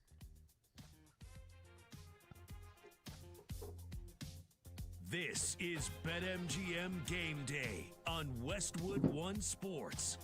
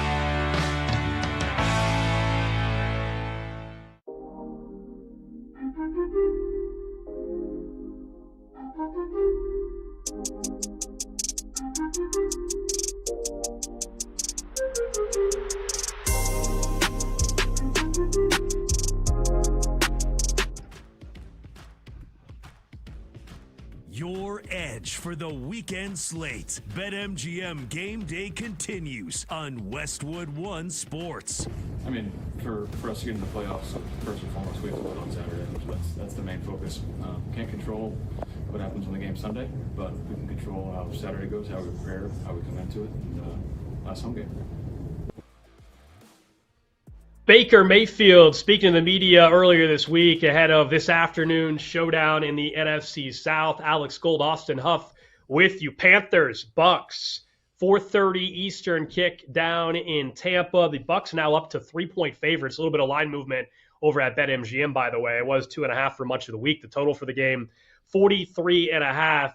Look, Baker Mayfield, as much as he was being discussed as an MVP candidate in the first 5-6 weeks of the season, he just hasn't played good football, Austin, here the last couple of weeks. He has made some terrible decisions, seems to be a little more less decisive, with the football and hesitating. It's a big reason why. I mean, the Carolina matchup just a couple weeks ago when they faced off with each other, they had the ball late, down 23-20.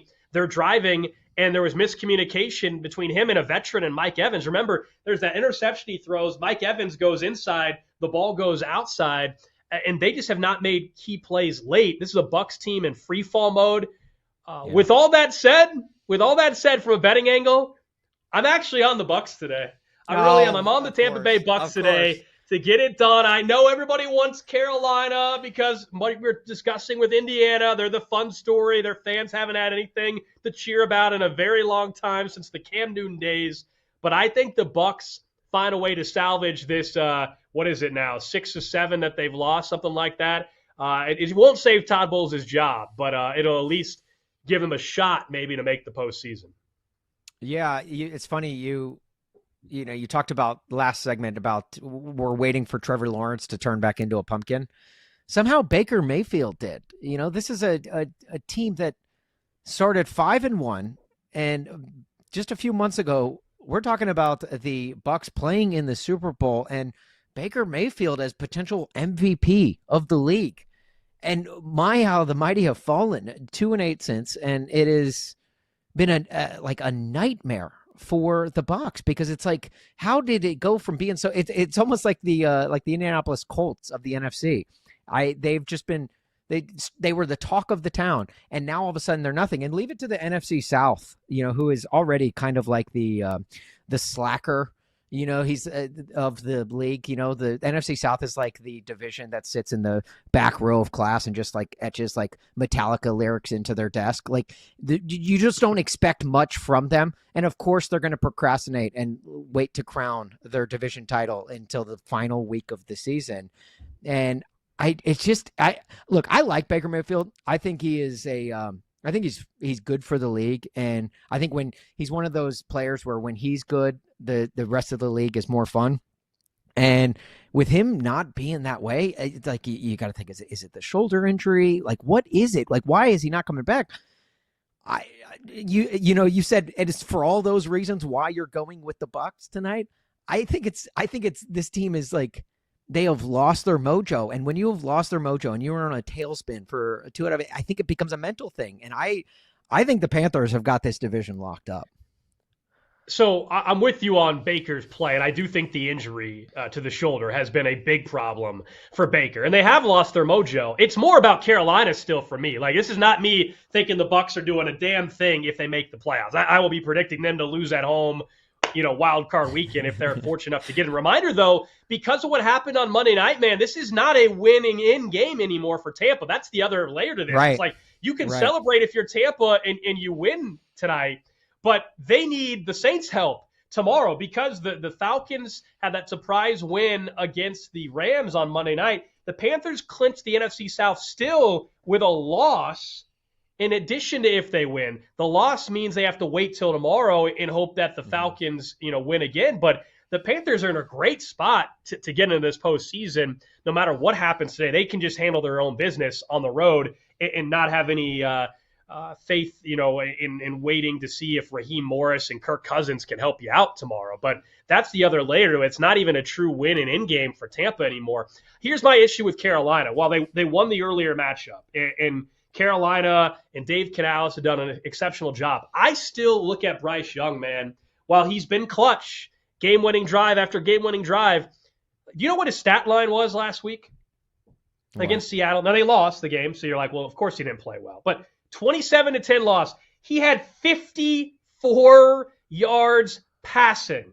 Against the Bucs in the prior meeting where they won 23-20, he had 191 yards. The game before in a loss to New Orleans, 163 yards. Like, I know it's not all about just the yardage for a quarterback, but it's not like, Bryce Young slinging it all over the yard. It's been like, hey, please just don't screw it up is still their mentality offensively. Yeah. Yeah, that offense has been Rico Dowdle's, and it's, and he returned to practice this week, and I feel like I feel like their running game, essentially, is the Panthers' running game has been the reason that has kept that offense afloat. And it's just don't screw it up, Bryce Young. But on the opposite side of the field, you're looking at the same thing. Like, don't screw it up, Baker Mayfield. I mean, even Todd Bowles is calling him out in press conferences, like saying, like, we've got to be better at the quarterback position, and we've got to be better at the signal calling position. Like that, like, how often do you see a coach literally come out and drive the bus over his starting quarterback? I mean, he's going to injure Baker's other shoulder doing that. And I feel like if we're looking at the quarterbacks, honestly, the winner of this game is whichever quarterback just doesn't screw up the most, right? Are we fair in saying that?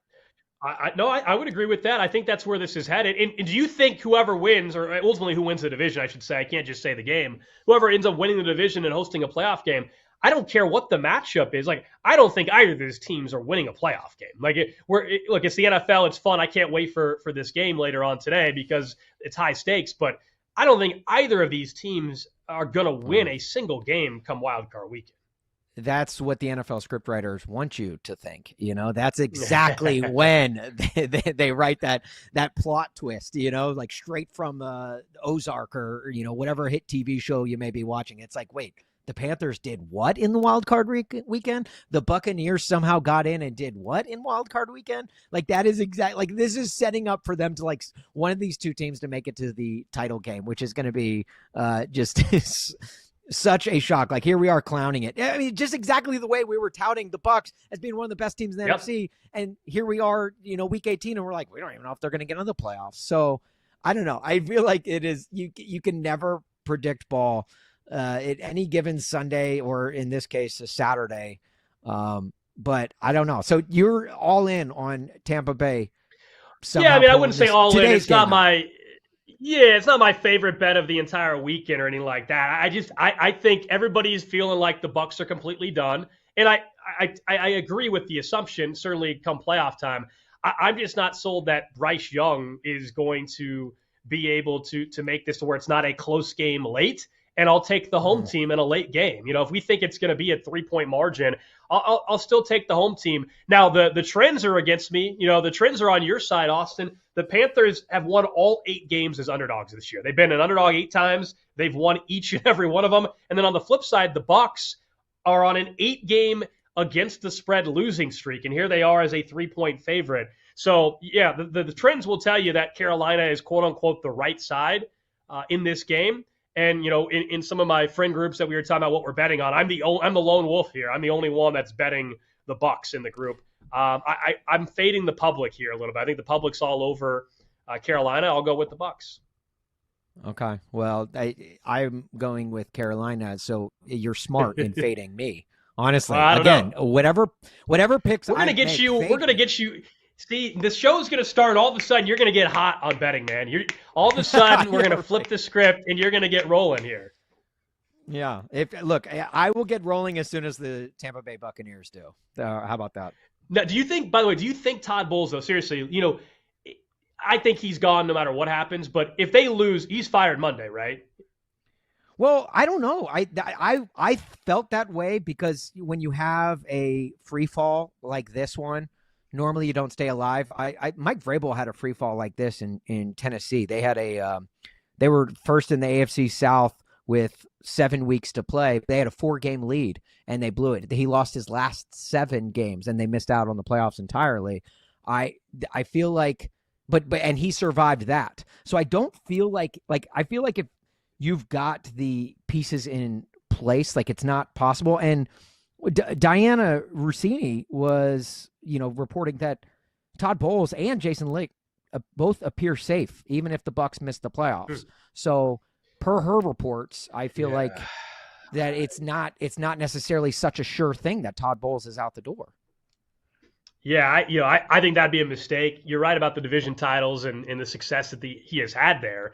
No question. I just think they have underachieved, though, with the roster and the weapons that they've had. And there's been way too many miscues coaching in game. Some of the decisions that he's had. I mean, I'll go even back a couple years ago. There was an overtime game in Kansas City with the Bucks, and the way they handled even the coin toss in that particular game, or the lack of aggressiveness on the final drive of the game, and settling for overtime against Patrick Mahomes. I just think there's been a lot of mistakes over the years, and they've been fortunate to be in a very, very bad division that has propped them up. And otherwise, winning 8 games is not going to win you a division in most years, but it has at times in the NFC South. So I think this is the end, in my opinion. If the Bucks lose, I think it's definitely happening, in my opinion. If they win and get in the postseason, I think they'll talk themselves into saying, well, we won the division another year. We'll go ahead and hold on to Todd Bowles. All right, let's get to the nightcap, though. Number 1 seed, Austin, on the line, man. 13-3 Seahawks, 12-4 49ers, NFC West crown, number 1 seed. This is actually just the second time a Week 17 or 18 divisional matchup is occurring since 1990, where both teams have won, 75% of their games. I mean, this is about as good as we get this late in the season. The schedule makers certainly did their part on this one. You and I discussed how we think about Kyle Shanahan. These teams played way earlier on in the season. How do you see this playing out? Do you think the 49ers, who are home dogs here, can get it done? Man, the NFL knows what they're doing, don't they? Putting this game as our dessert on Saturday night. This isn't just dessert. This is like, we're about to eat a pint full of Ben and Jerry's with this game. I'm excited for this game because everything that you said is at stake. The NFC West title, home field throughout the playoffs. But if I have to pick who I'm picking, I'm actually, in a way, kind of going chalk, because nobody saw this Seahawks team being what they've been this year, and credit to them. They've been amazing. They've been awesome. But I got to go with San Francisco, because the Niners, for whatever reason, they are rolling despite every injury that has been thrown their way. Some that they are still dealing with. I think George Kittle may be coming back tonight. I don't know if we are we I'll definitive check on the latest. on if let me see. Yeah, if he's back. But regardless, this team is undefeated in primetime this year. They have not lost. And with Brock Purdy, not enough is being said about Brock Purdy and the job that he has done since returning from his injury. He is. And I think it's because he looks like a teenage boy that no one wants to give the due respect to him. Like he looks like he'd be carded getting tickets to an R-rated movie.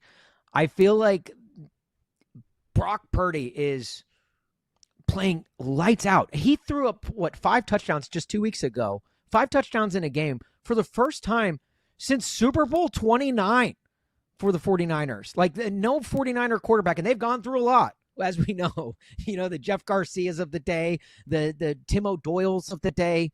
I feel like, or the Tim Rattays of the day. I feel like Brock Purdy and whatever they're doing in San Francisco, they've got themselves rolling, and no injury has been able to derail this team. And I don't think the Seahawks will be able to do so either. Yeah, look, I know Seattle's been probably the most undervalued team in football throughout, starting week 1 all the way through, and where everybody's expectation was. They were a great team to bet on throughout this season because of the value I think you were getting. My concern with them, though, is a lot of what you had to say about where the 49ers are at right now, and it looks like Kittle will play. It looks like Ricky Pearsall will play and be available. Is that Christian McCaffrey's been healthy all year, and while maybe the yards per carry are not the same level, all-purpose yards, though, he's having another unbelievable season. He probably should be getting more attention for what he's been able to do this year. I think we just gotten so accustomed to it. I like the Niners when I'm getting 2.5 points. Maybe the Seahawks can end up winning this one outright, but I'm certainly going to take 2.5 points at home. My only hesitation would be the news I just saw from Ian Rappaport, which is Trent Williams, not expected to play in this game. They're all pro, future Hall of Fame left tackle. He got hurt last week. That's big. Yes, Kyle Shanahan's been able to mask it all, but this is not the defensive front you want to be facing with a backup left tackle. That would be my only thing. Could they wreck the party a little bit with getting to Brock Purdy. Otherwise, I do think you're going to see the 49ers defensively be able to kind of slow down Sam Darnold and the Seattle Seahawks. But I cannot wait for this game tonight against San Francisco, NFC West, #1 seed on the line for both of these teams. We'll talk more about this game a little bit later on in the show. He's Austin Huff. I'm Alex Gold. This is BetMGM Game Day. I do want to get to a segment we're going to debut called The List. We kind of alluded to it a little bit earlier. There's a few things we got to add to the list, and we'll do that right here on Westwood One Sports. This is BetMGM Game Day on Westwood One Sports.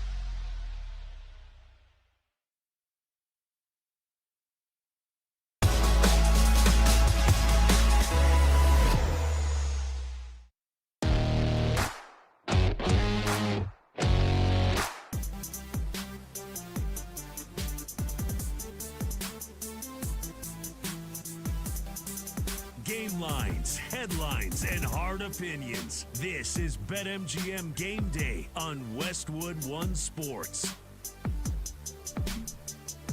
Alex Gold, Austin Huff here on BetMGM Game Day. Coming up in 20 minutes, we'll discuss a game that's taking place tomorrow. Sunday Night Football, Steelers, Ravens, all the implications are for that division. Also what it means for Lamar Jackson. Could it be one of the final games Jackson and Harbaugh are together? We'll get into some of the speculation around that. Plus, we'll have a guest from Pittsburgh join us next hour. But I alluded to the list earlier, Austin. I said maybe a different list, but we'll put a lot of things on a list today. This is our first show together as we're getting to know each other as well, and hope you guys are getting to know us a little bit throughout the show. But each and every week, we're going to do a little something called The List.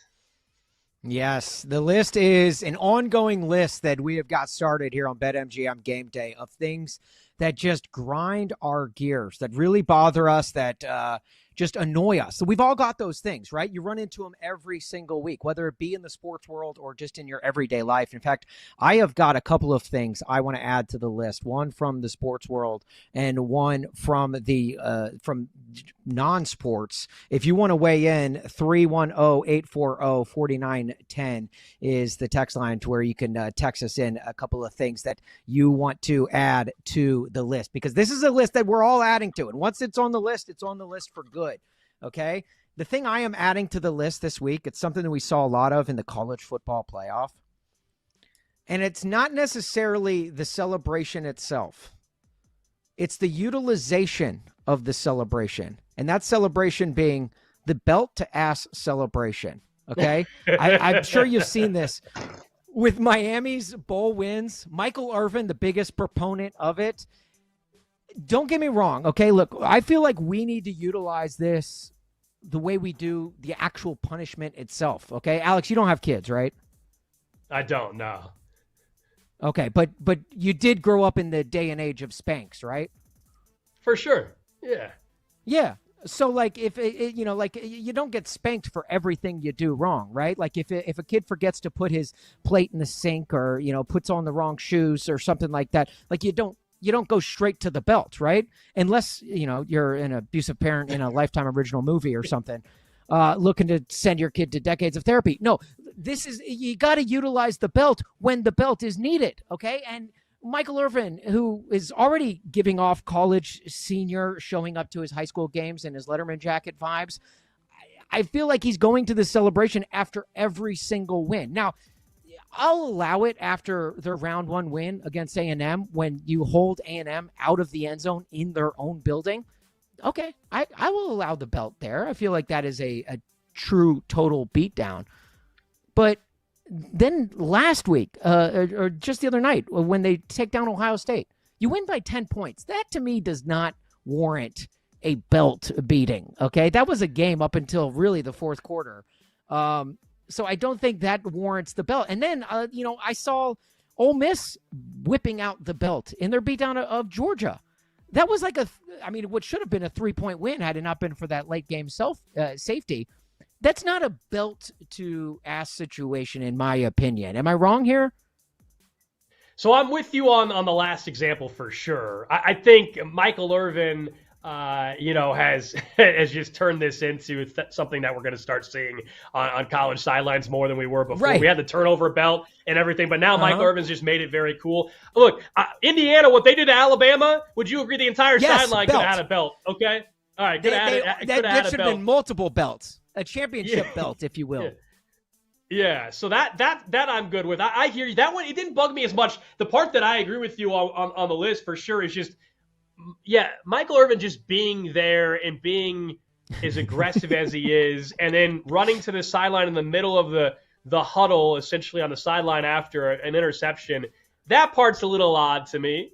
That part's definitely a little odd. This stuff, the belt and all that is fine. It's more just, as you said, I think you put it well, seeming like he's wearing the Letterman's jacket going back to his high school, and he's not the one that was winning that game right then.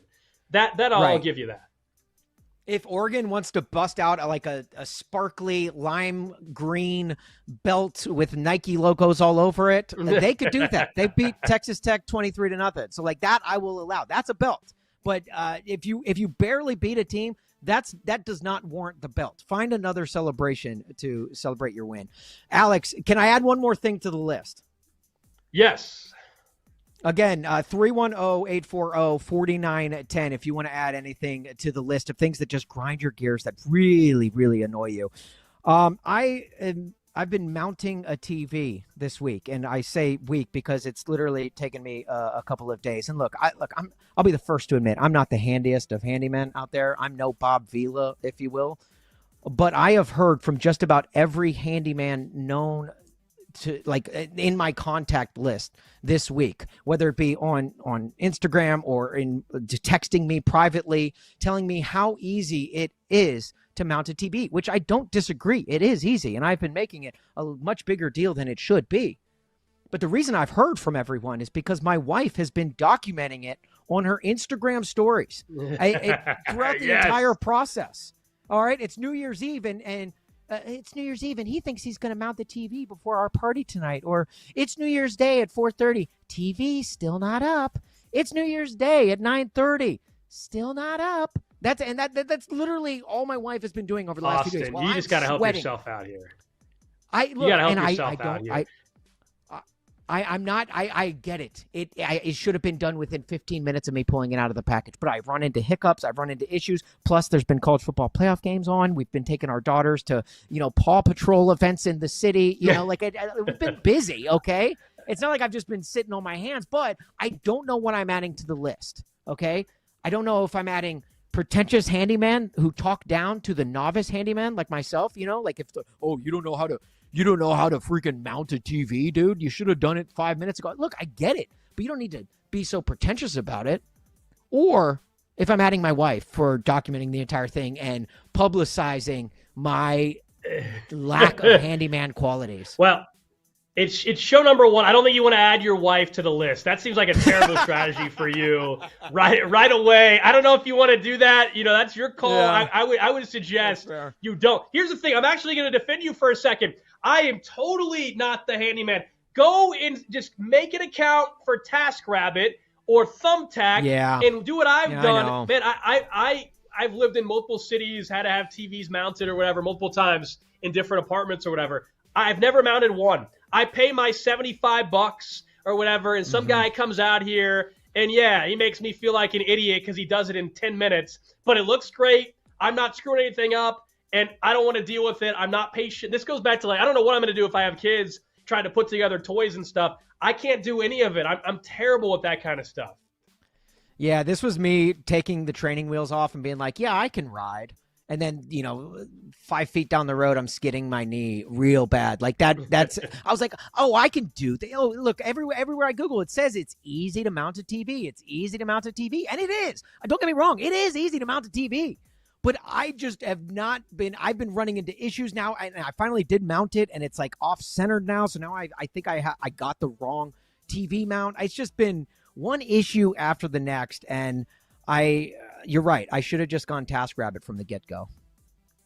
I think, it doesn't, if it's done right, your wife's not going to care. So if it means you got to spend a few bucks to have somebody come in and install it, I think that would work out. So I'm definitely team TaskRabbit. I only have one thing, man, to add to the list here on BetMGM Gameday.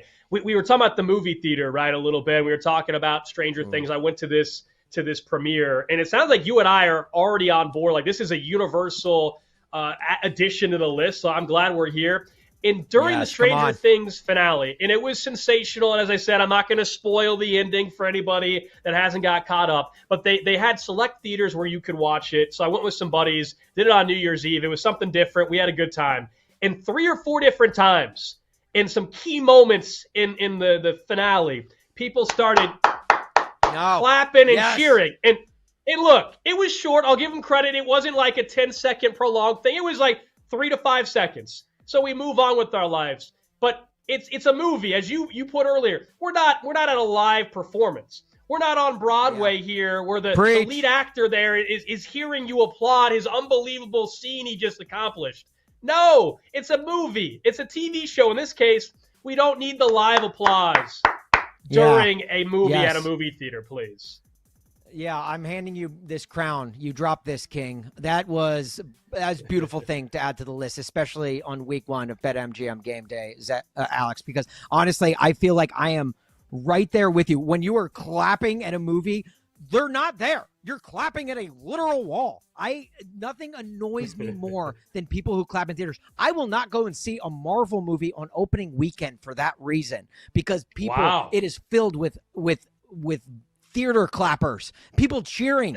What are you cheering at? There's no one there to cheer at. It's literally a screen. I hate theater clappers more than I hate most things on this earth. Now, would you clap at because I'm imagining these people, if they were just watching the Stranger Things finale at home on Netflix, they also would have clapped from their couch. Have you done that? I don't think that's cool? No, I don't think they do. Okay. No, nobody claps at the comfort of their own home. You know why? Because there's no one else in the room with you. Well, you're not clapping at home. So why are you doing it at the theater? It's not like you're literally clapping at nothing.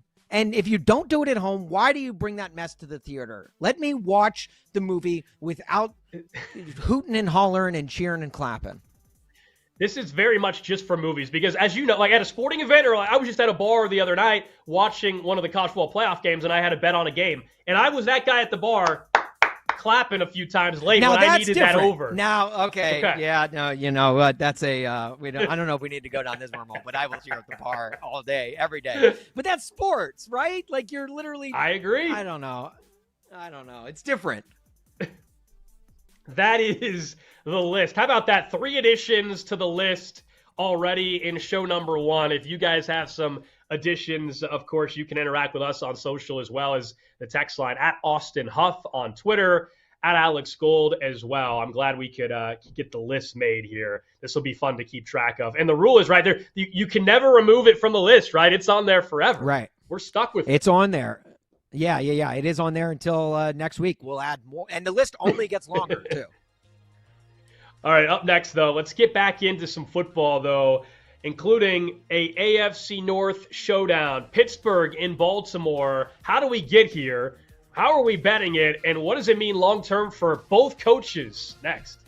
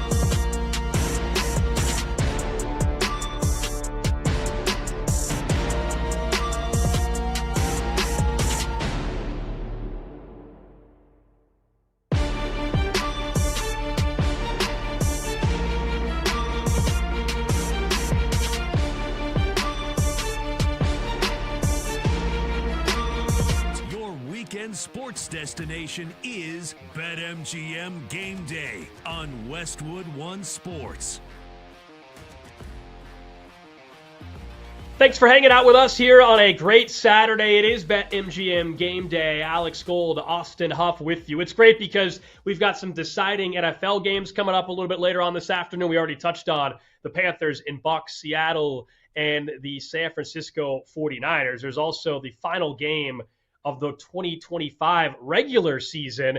Sunday Night Football in Pittsburgh between the Ravens and the Steelers. We're going to actually go out to Pittsburgh coming up in about 20 minutes or so. Nick Farabaugh, who covers the Steelers beat for Penn Live and Steelers Breakdown, will get us the feeling there in the Steel City. And also, could this be the final game for Aaron Rodgers? I mean, there's a real chance if they don't make the postseason that this is it for him. So we'll get into all the Steelers angles in particular coming up in just a bit. But I do want to start, Austin, with the Baltimore Ravens, and a Ravens team that needed a break last week. They got the break. Lamar said he didn't watch it, but they got the break. The Steelers and the Browns game where Shador and company were able to get it done. Aaron Rodgers had that late drive. They could not, and so the Browns kept the season alive, I should say, for the Baltimore Ravens. And this is a Ravens team that, it's weird. I feel like there's been 2 or 3 different swings this year. You had the first month or so where everybody's like, well, they're done, man. They're just done. Too many injuries. The defense is the worst in football. Then it's like, well, now they're going to get some guys healthy. Look how easy the schedule is. They're going to go on and just win this division. And then Lamar ended up getting banged up. And so, Snoop Huntley was playing, although he actually got them a couple key wins. And then it went back down to like, oh, there's no way they're going to make it. To now we sit heading into Sunday night, and I don't know if you're on the same vibe. I think they're winning this game. Like, I actually kind of expect Lamar Jackson, who is going to play, by the way, for him to go in and get a win and suddenly be in the postseason after everything that's happened this year. Yeah, it really is. I think Mike Tomlin got his contractual, 9 wins on the year, so he's good. He's done his job as the Steelers head coach. I agree with you, man. I think this is the Ravens game to lose. I think they are, especially with getting Lamar Jackson back. And I know that they're only 2 wins against teams with winning records this year came with Tyler Huntley under center. But I think this is a big game for the Ravens because not only are you getting all your weapons back, you're getting your pieces back at the right time.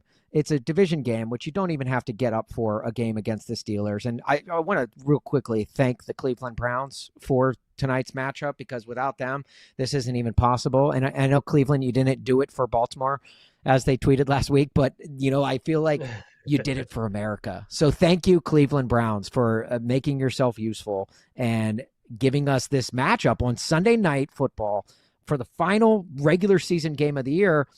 And I think a big factor in this game will be, as it is for most teams that have this guy in their backfield, is Derrick Henry. And if Derrick Henry can go off, I think this is the Ravens win in a landslide. And I think when you get this late in the season, in Nashville, they used to call it, I know we're in January officially now, but they used to call the last month of the year D-Henber, because that was when he was at his best. He would get stronger as the year would go on. And I'm excited to see if they put the rock in his hand 20 times in this game. I think the Ravens win hands down. And I think you get at least a buck, maybe $1.50 out of King Henry. And you've got yourself, there's no way the Ravens lose this game if he can go off the way he has in games leading up to it, to put them in this position to play for the title. I agree that this does feel like a Derrick Henry game. As much as it's great to have Lamar Jackson back, I still don't think he's right. We've discussed earlier in the show the injuries that he's been clearly dealing with, and Huntley's done a nice job filling in. Lamar, you would rather have him than not, duh. However, I don't think he is still the explosive player that he was, early in the year when he wasn't hurt, or certainly throughout his entire career. So I do think they will rely on Derrick Henry. And last week, hopefully, was a wake-up call for the Baltimore Ravens. And that's because look what Derrick Henry did a week ago at Green Bay. 36 carries for 216. Remember, the week before, for whatever reason, they didn't give him the football. He only had 18 carries. He still got 128 yards, but only 18 carries. And then the week before, he only had 11. And so you called it, depending on the time of the year, whatever they said in Nashville, but it's January. This should be Derrick Henry's game on Sunday night, and I think he'll have success running the ball. I don't know if it'll be 36 carries again, but if it's not at least 20, then the Ravens are in trouble. Like, it is inexcusable from that coaching staff if Derrick Henry does not carry the ball 20-plus times Sunday night. Yeah, it's Dehenuary, I think, is the working title that we're going to go with right now. But I think that 20 is an important number for the Ravens. And Mike Vrabel used to live and die, and he still kind of does in New England, by that stat, is if you can run the ball 20-plus times in a game, you're much more likely to win. Now, what he doesn't factor in when he went by those metrics was the fact that you're running the ball more if you are ahead. And for that reason, if the Ravens can get Derrick Henry to 20-plus carries, I think it's a surefire case for victory. And those 36 carries, look, he's not going to get 36. That was a career high for Derrick Henry. Of all of the touches that he's gotten in Tennessee and Baltimore combined, no more did he have that many carries in a game than, a week ago. But I think if that is the threshold. If you get over the 20 yards or the 20 carries for Derrick Henry, and plus, that keeps your quarterback out of harm's way, Lamar Jackson. And I feel like, if anything,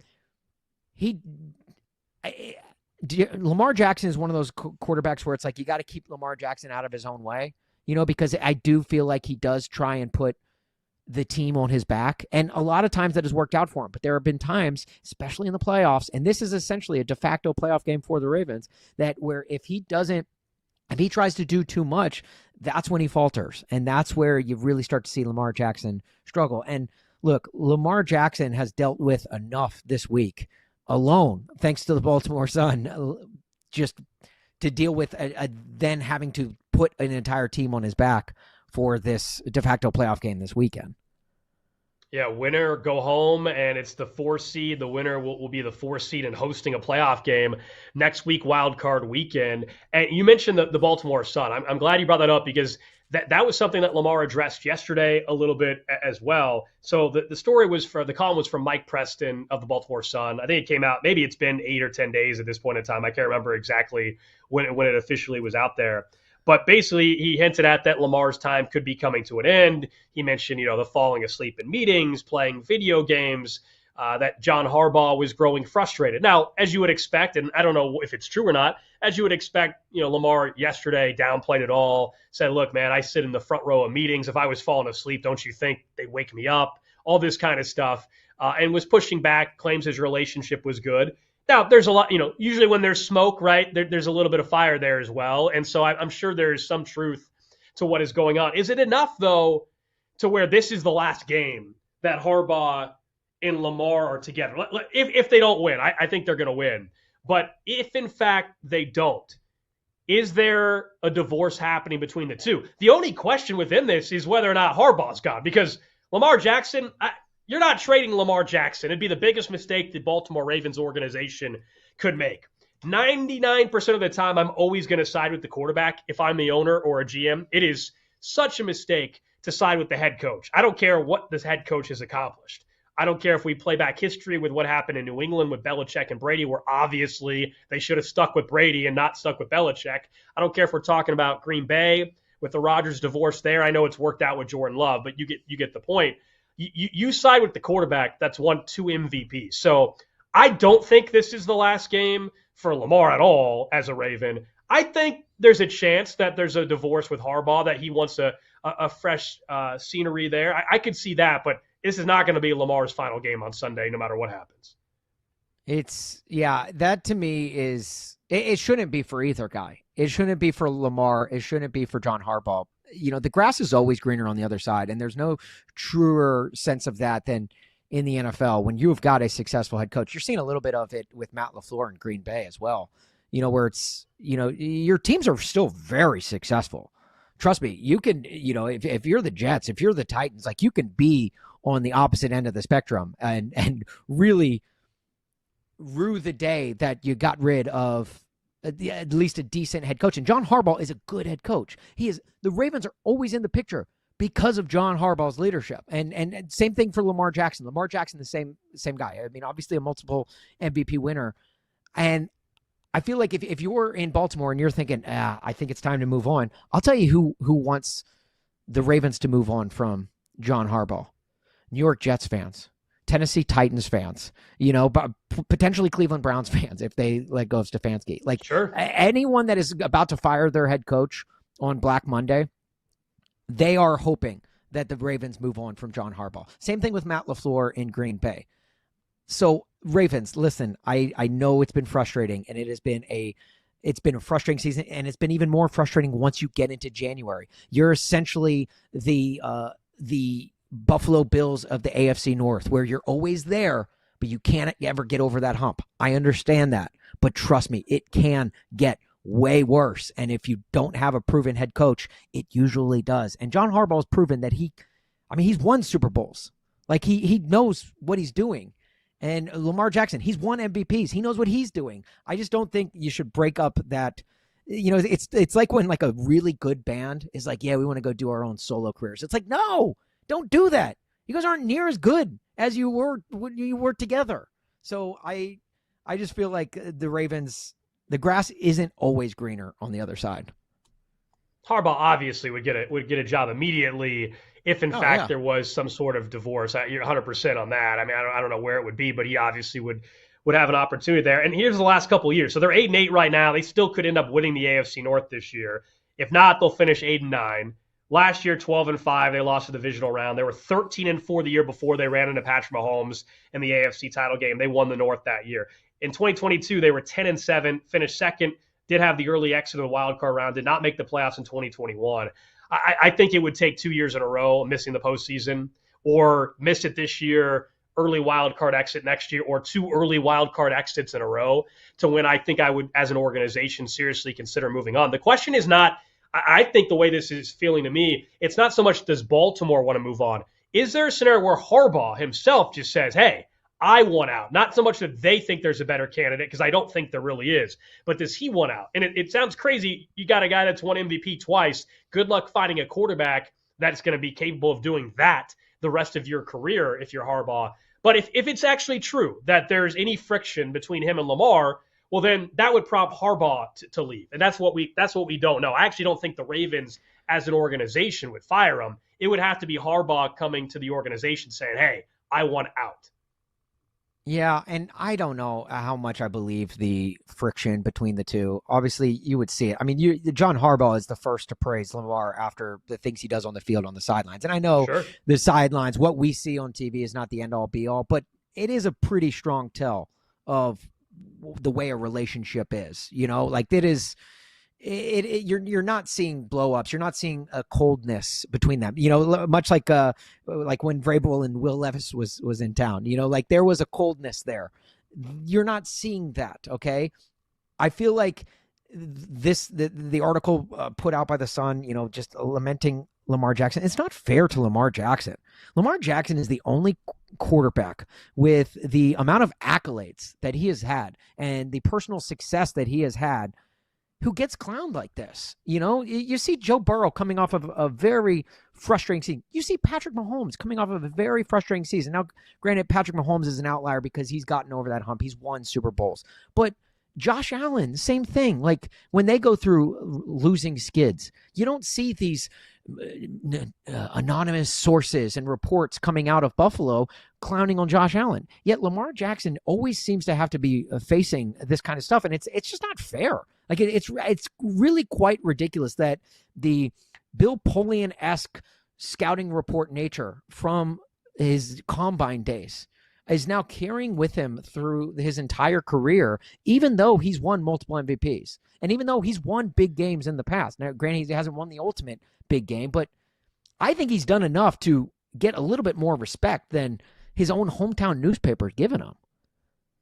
I certainly think the draft stuff, there are some people out there that will never be able to move on from what they thought he was going to be and who they and what they think, a quarterback should be or look like in style and all that. I do think there are people out there that will hold that against them still today, and that is the unfortunate reality and unfair reality that I guess kind of exists with some fans and maybe even some members of the media as well. We're going to talk about this game some more, which has just been close after close matchup.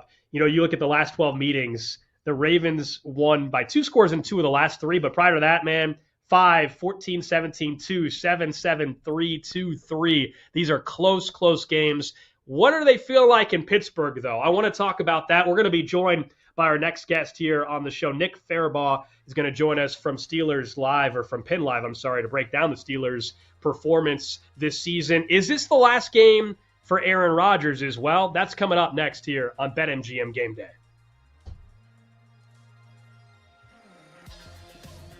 This is BetMGM Game Day nationwide on Westwood One Sports.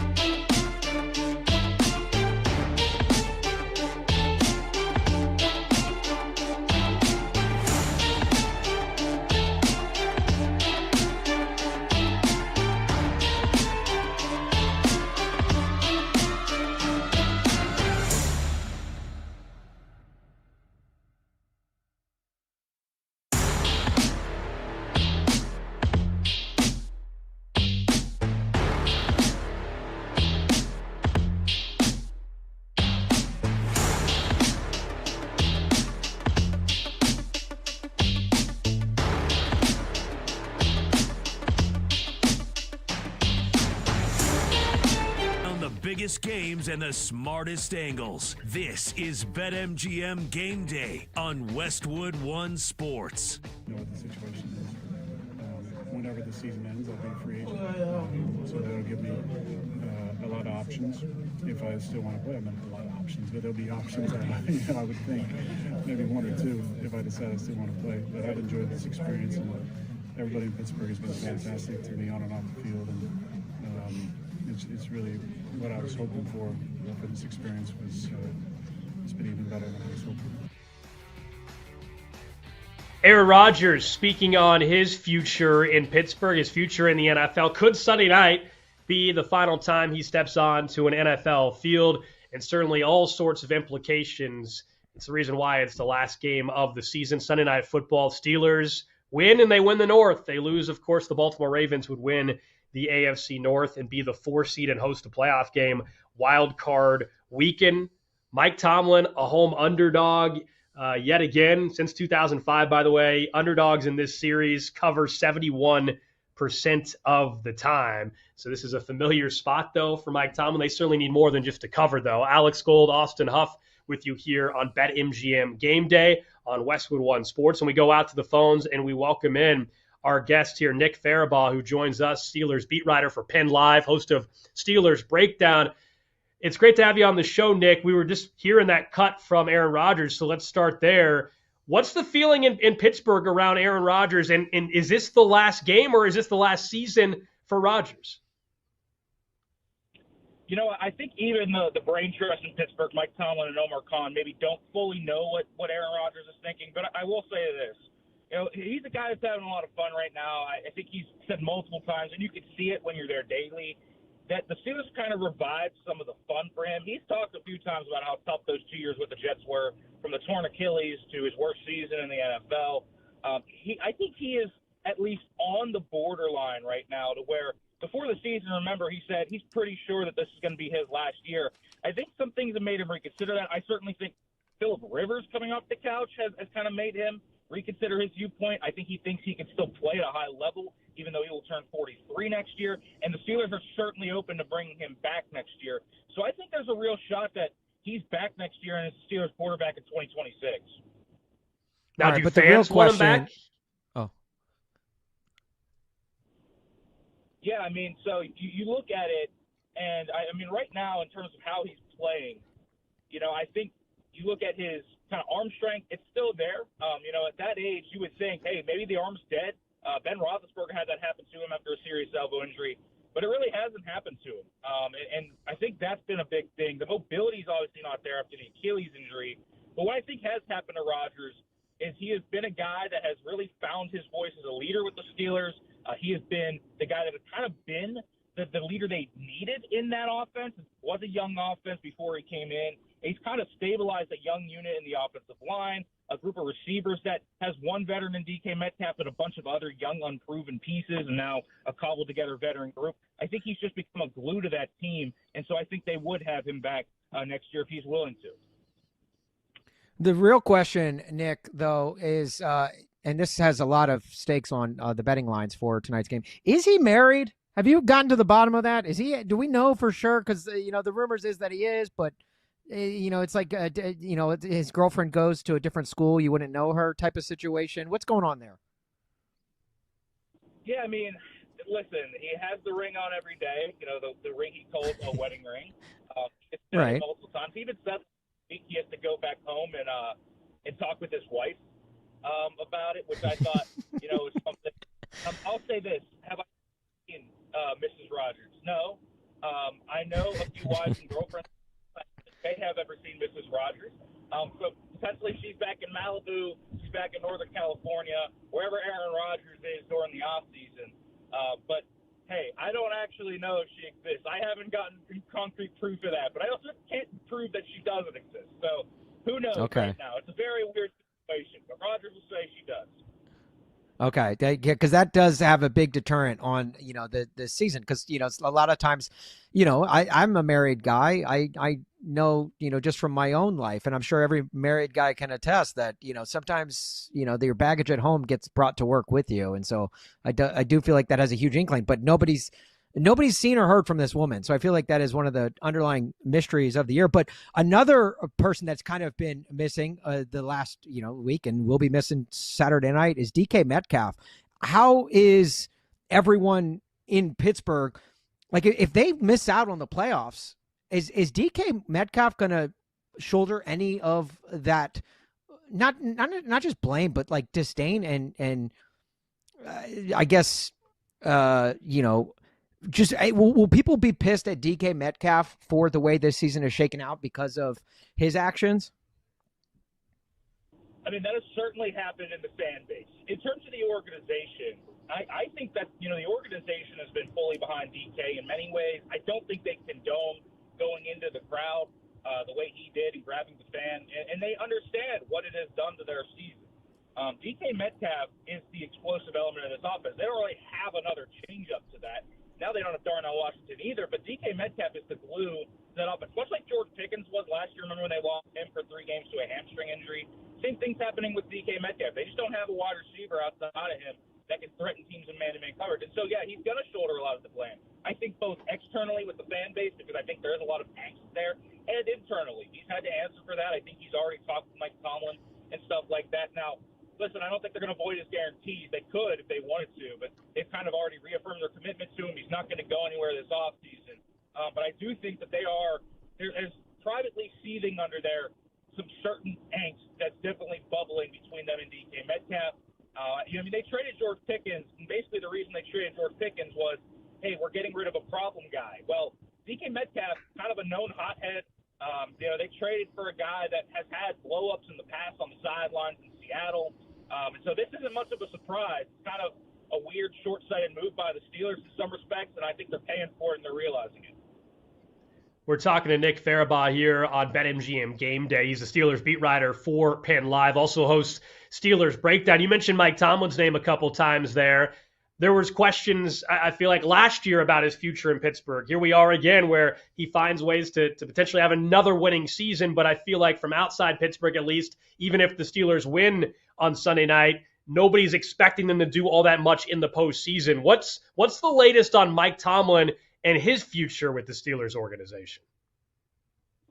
I will say it hasn't been shakier than it is now. I think that's one thing, but I don't expect him to leave. And here's the reason why. One, the Steelers have given no indication they're going to fire Mike Tomlin. From all the conversations I've had in the building, I don't see them firing Mike Tomlin, which means Mike Tomlin leaving would have to be on Mike Tomlin's own volition.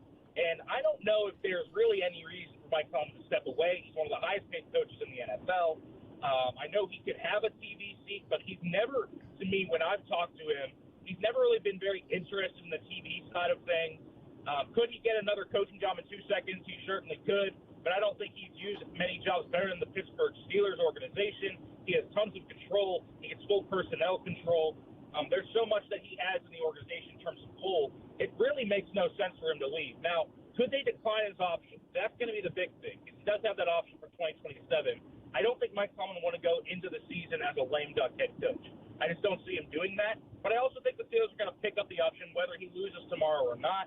And so while I think there's going to be some maybe tougher discussions about evolution of his kind of game coaching, his roster building philosophy, things like that, I'm not expecting Mike Tomlin to go anywhere.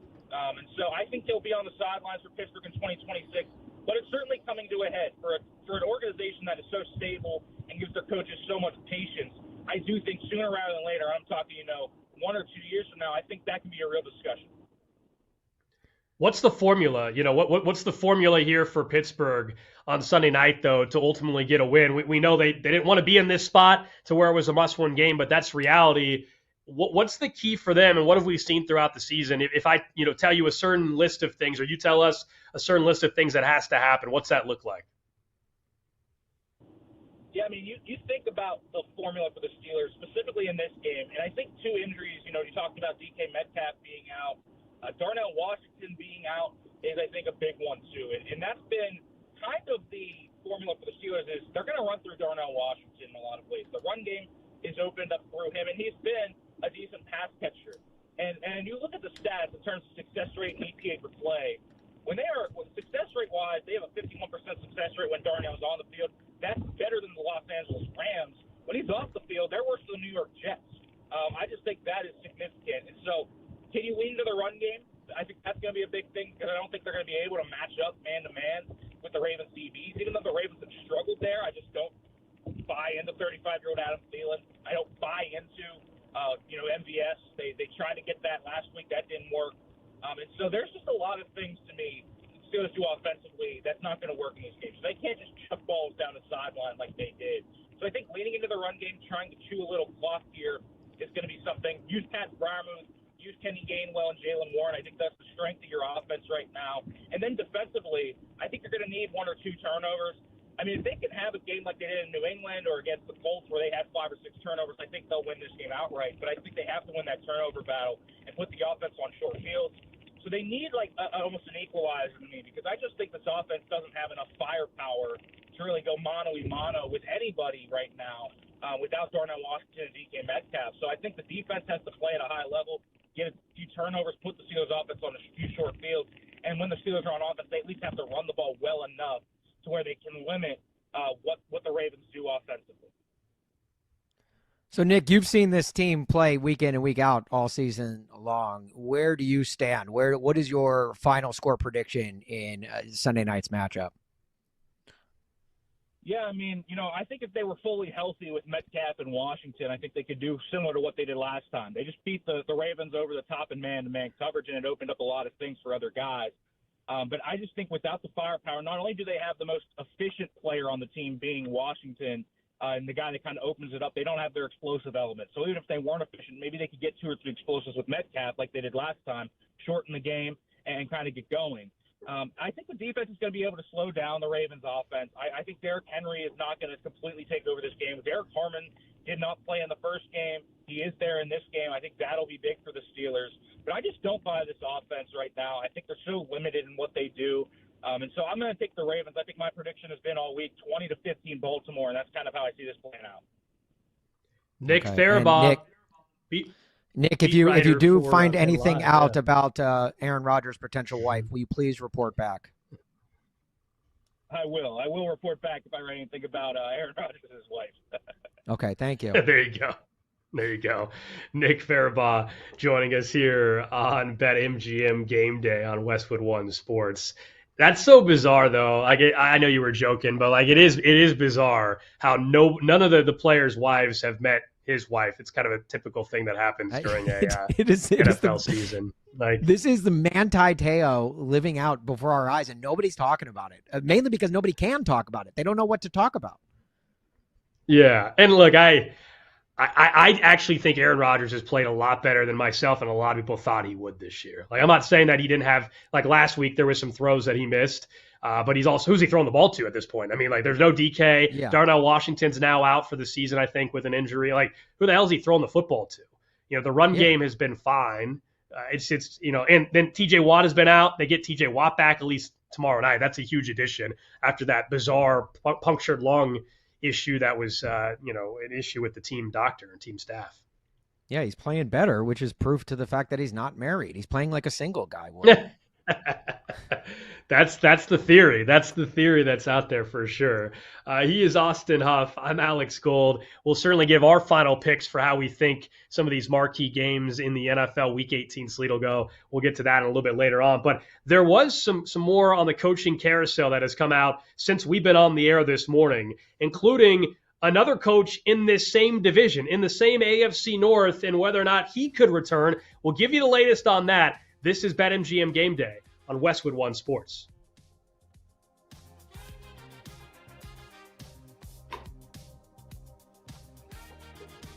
You're locked into BetMGM Game Day, Westwood One Sports.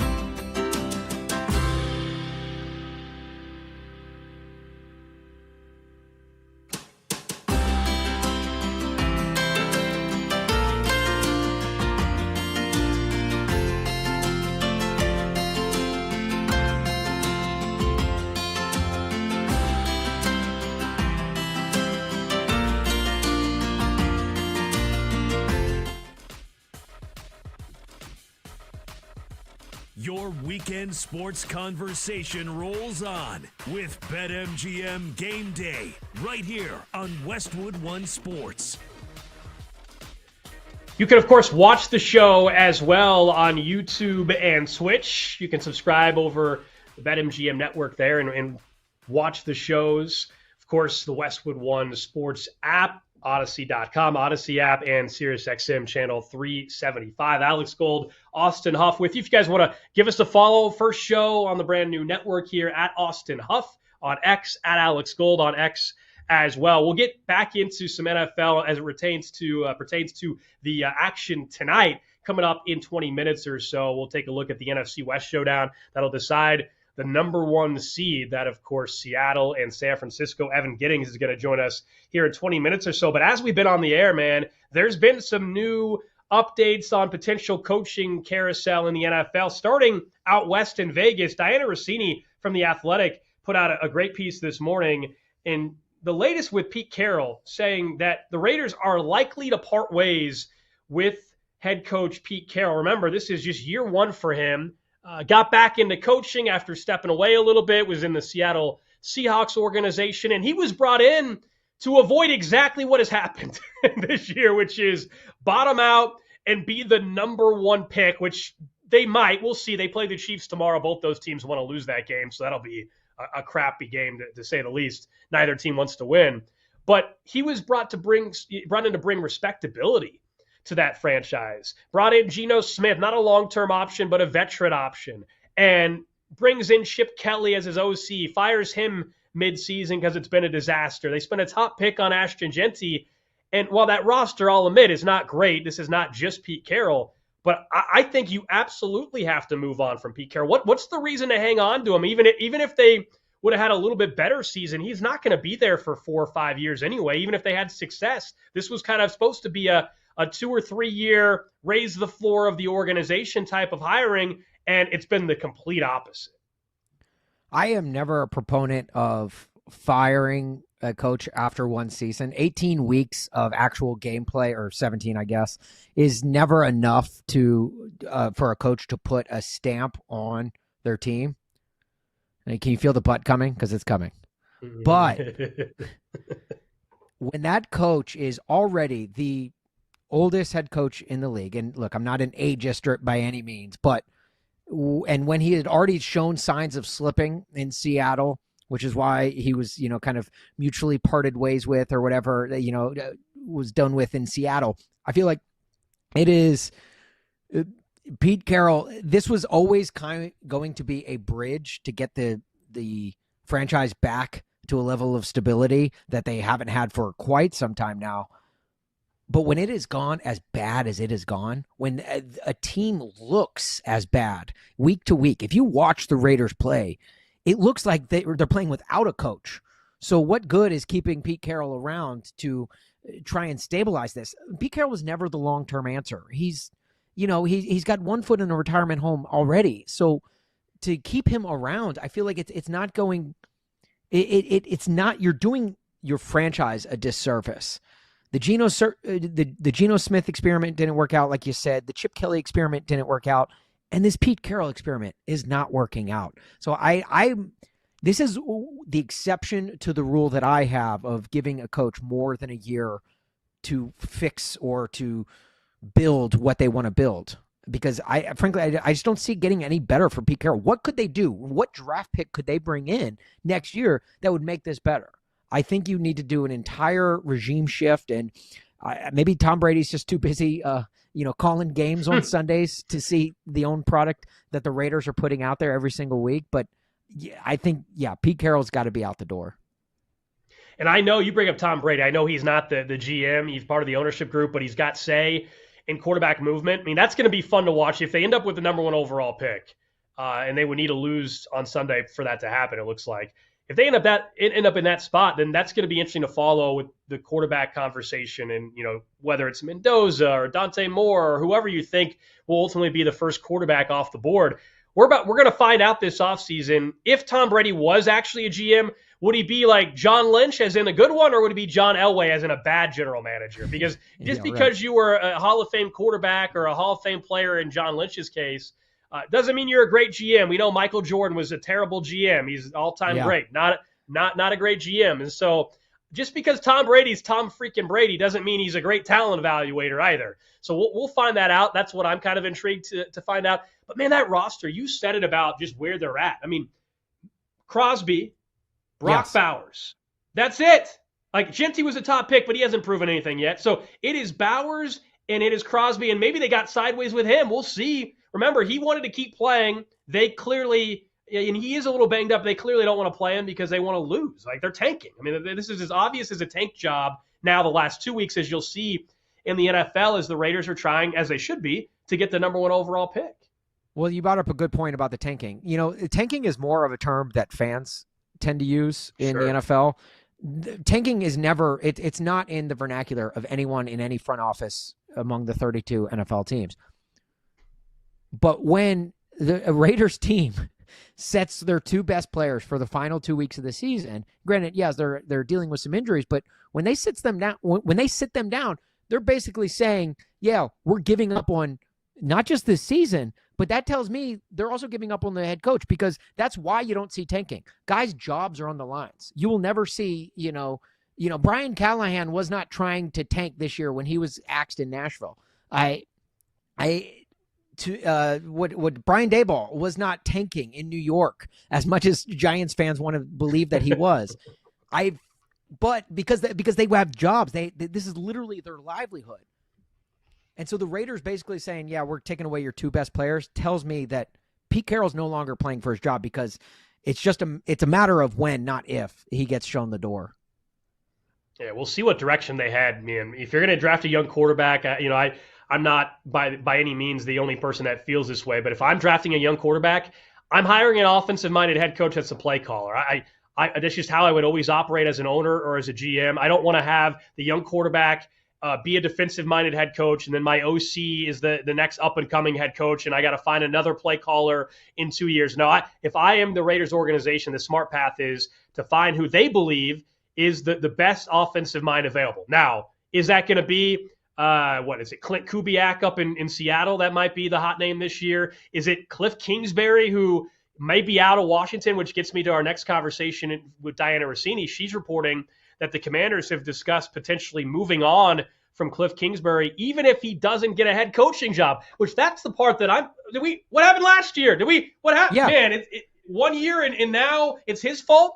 It's his fault offensively? My goodness. Yeah, that's the weird thing. It's like, how short are people's attention spans to where it's like the Commanders were so good last year. Like, they were really good, and really good offensively last year. Mm-hmm. And now all of a sudden in the span of 1 year, you're like, yeah, no, it's definitely the only outlier to the lack of success this year is Cliff Kingsbury. I don't understand that move by the Commanders, but there are these franchises in the NFL that will get little tastes of success, and they're unable to sustain them. And it is a lot of times the decision-making from it trickles down from ownership down to the front office, the general manager. It trickles down. Bad franchises stay bad. It's the NFL, so every team will taste success. There, you'll see a team go from worst to first in the NFL more than any other professional sports league every single year. But it's the teams that get the success and then are unable to sustain it are the ones that you see making decisions like letting go of a Cliff Kingsbury a year after they put up monster numbers in that offense. Like, just because, you're not seeing success. It's the impatience. It's the, there's a reason. I mean, and I hate to bring up the Steelers because they've been so right at that mid-level, but they don't fire coaches, right? That's the definition of consistency. Now, it's not necessarily the consistency that, Pittsburgh fans may want, but they're not, they haven't had any losing seasons. They haven't had any, 4-win seasons. They've never picked in the top 10 of an NFL draft, which is, Pittsburgh fans won't tell you this, but that's a good thing. There's a lot of teams that have waited at the bottom of the NFL pool that wish they could be at sea level for every single season, year in and year out. But I don't know. I think this time of year is when you see those decisions from ownership and the bad teams continuously making bad decisions. Yeah, look, the reason why Cliff has a chance to potentially be a head coach this offseason is there's not a ton of great names, as we were alluding to earlier, that are going to be out there. Marcus Freeman said he's not leaving Notre Dame. So take him off the list. I tend to think Mike McCarthy is going to actually become the next head coach of the New York Giants. That's just my feeling for a while. I think it makes a ton of sense. I don't know if Giants fans are going to like it, but I actually think he'd be a massive upgrade over anything you guys have had there in a very long time when it comes to that organization. And then, as I said, Kubiak, I think out of Seattle, maybe gets a head coaching gig. Jesse Minter, the defensive coordinator for the Chargers, might get a head coaching gig. And then we know, I know you're not excited about this, but Matt Nagy, the Chiefs OC, has been brought up. Could he get another crack at a head coaching gig? You and I could spend more time talking about him once the offseason really gets going. He, of course, is right here in my backyard where I'm based in Kansas City. You're in Chicago. Could anybody leave the Chicago Bears staff after 1 year and get an opportunity? These are all things that'll be interesting. But we're talking about Diana Rossini's reporting this morning, multiple coaching carousel updates, not just that Pete Carroll is likely to move on or the Raiders are likely to move on from Pete Carroll, but also that the Cleveland Browns are leaning towards moving on from Kevin Stefanski, but Andrew Berry, their GM, is likely to stay. Kevin Stefanski has won Coach of the Year twice, right? Yeah. And that's funny to think about. And I think he's actually a pretty damn good head coach. It is time, though, for both parties to just get out of there. Also, with this Shedeur Sanders mess that has happened where he's taken a ton of heat and people have, alluded to maybe he was, not wanting Shedeur anyway. Look, Stefanski shouldn't be there next year. Shedeur Sanders is also not the answer long-term at quarterback. I guess if you want to keep the general manager, go right ahead. But that organization is still just in a complete mess. And I'm not convinced that you can just plan on 2027 drafting Arch Manning, because we think the Manning family won't pull what they've pulled every single time, seemingly. We don't think they're going to pull an Eli and tell him, hey, you're not going to Cleveland in 2027. You can't bank on that being your 2027 plan. Yeah, and Stefanski is like one of those ones that I also don't necessarily agree with and don't believe. Like it, I think Stefanski is a really good coach, and he has done the best he possibly could in Cleveland. Cleveland is just it's one of those franchises where it's like it trickles from the top down, and they're unable to sustain that success. I think if Stefanski goes anywhere, he's going to show firsthand how good of a coach he is. He's kind of leans more into the analytics, and he's just a smart head coach, even though he hasn't shown it in Cleveland. But then again, who was the last coach that did show it in Cleveland? And I don't mean to bash on Cleveland. Like, I love you, Cleveland, but it is, I mean, you guys know it was better as anyone. Like, it's just the franchise is not like they're unable to sustain the success. And I think if Stefanski gets let go, I think it's very possible he ends up with another head coaching job by September. I agree. Yeah. No, I think you're a Titans guy as well. I mean, yeah. I think I would love Stefanski in Tennessee is very much a real – my two predictions, if Stefanski gets fired, would be that he ends up in Tennessee. And again, I think Mike McCarthy and the Giants just makes a ton of sense. He wants to get back in coaching. He's off all this year again. I could see him landing there. So that's the latest on the coaching carousel right now in the NFL. And we all know, unfortunately, for a lot of coaches and not just head coaches, assistant coaches, Monday is going to be Black Monday. There's going to be probably 4 or 5 openings happening in addition to the ones that we already have come Monday morning. We'll talk plenty more about that next week here on the show. Up next, though, let's discuss what's taking place tonight. That is a number 1 seed showdown. Number 1 seed NFC West title on the line with the Niners and the Seahawks. Evan Giddings from 95.7 The Game in San Francisco will join us right here on BetMGM Game Day.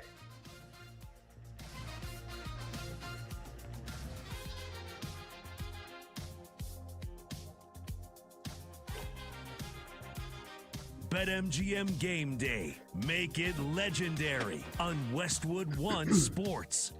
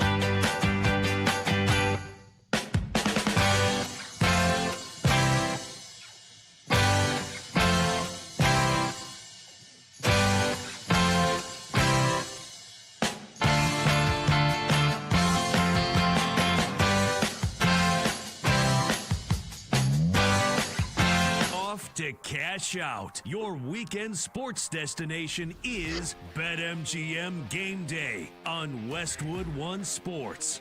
When you've got a player like Brock Purdy who's not a typical runner but is really elusive, at what point do you prioritize treating him like a running quarterback and keeping him in the pocket over stunts and rushing passes? Well, there's definitely a balance. Not all plays are the same based off the situation. He's doing a great job.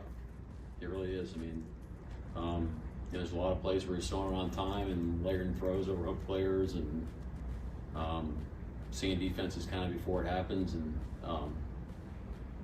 making you pay that way. And then he's obviously making a lot of plays, extended plays, and being creative and using his playmaking ability as well. So I think it depends on the situation, what you have called, how you're trying to attack him.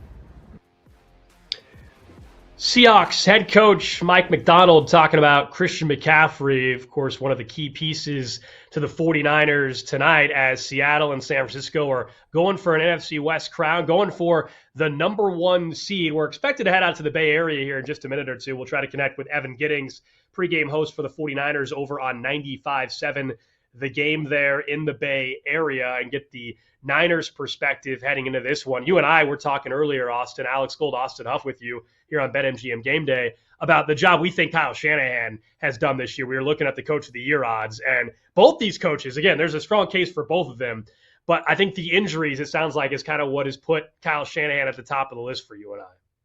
Yeah, I am a Brock Purdy truther, and I mean that by two senses. I think, one, he does not get the amount of love and respect and praise in this league that he deserves. And on the second end of my Brock Purdy trutherness, I don't think he's old enough to see an R-rated movie. I think those two correlate with each other. I feel like we don't give him the respect that he deserves because he looks like a preteen. And I don't think it's fair to Brock Purdy. I think he's got an adorable baby face. And I think and that's why he lights teams up for 5 touchdowns in a game. First San Francisco 49er to do that since Steve Young in Super Bowl 29. And that the 49ers have been a franchise that have gone on a Cleveland Brown-esque turnover at the quarterback position for years and years. And I feel like Brock Purdy needs to be talked about as one of the best players in this league. And I don't think he is enough. And so I'm excited to see him play tonight. He lit it up against the Bears last week, which was literally just that was a really fun game to watch. And I'm excited for tonight's game to see what he does. Now, he is going to be missing some help on the line, which I think could be a key factor, especially against the Seahawks and their defensive front. But other than that, Brock Purdy, what Chris Collinsworth made the joke during the Bears game last week where he's doing things out there very Patrick Mahomes-esque, and nobody knows Patrick Mahomes plays better than Chris Collinsworth. Yeah, he leaned into that. I give a lot of credit to Chris Collinsworth leaning into the bit there a little bit, as people have been giving him a hard time for years about talking about Patrick Mahomes whenever he could possibly talk about Patrick Mahomes. But I think, look, the Brock Purdy thing early in the year, once he wasn't playing and Mac Jones was playing well at times, people were saying, well, see, here's why Brock Purdy's just Brock Purdy. Right. But I think if we're being honest, what we have seen, though, the last month or so since he's been back, and I know that first game back was against Carolina, if I'm not mistaken, and he had 3 picks in the first half. But since then, you see the big playability and the throws that, no offense to Mac Jones, who played very well and who might be a starter next year somewhere, Brock Purdy is on a completely different planet than Mac Jones and the skill set that he has. And you're right, Brock Purdy has been an easy target for people over the years with the contract he was handed.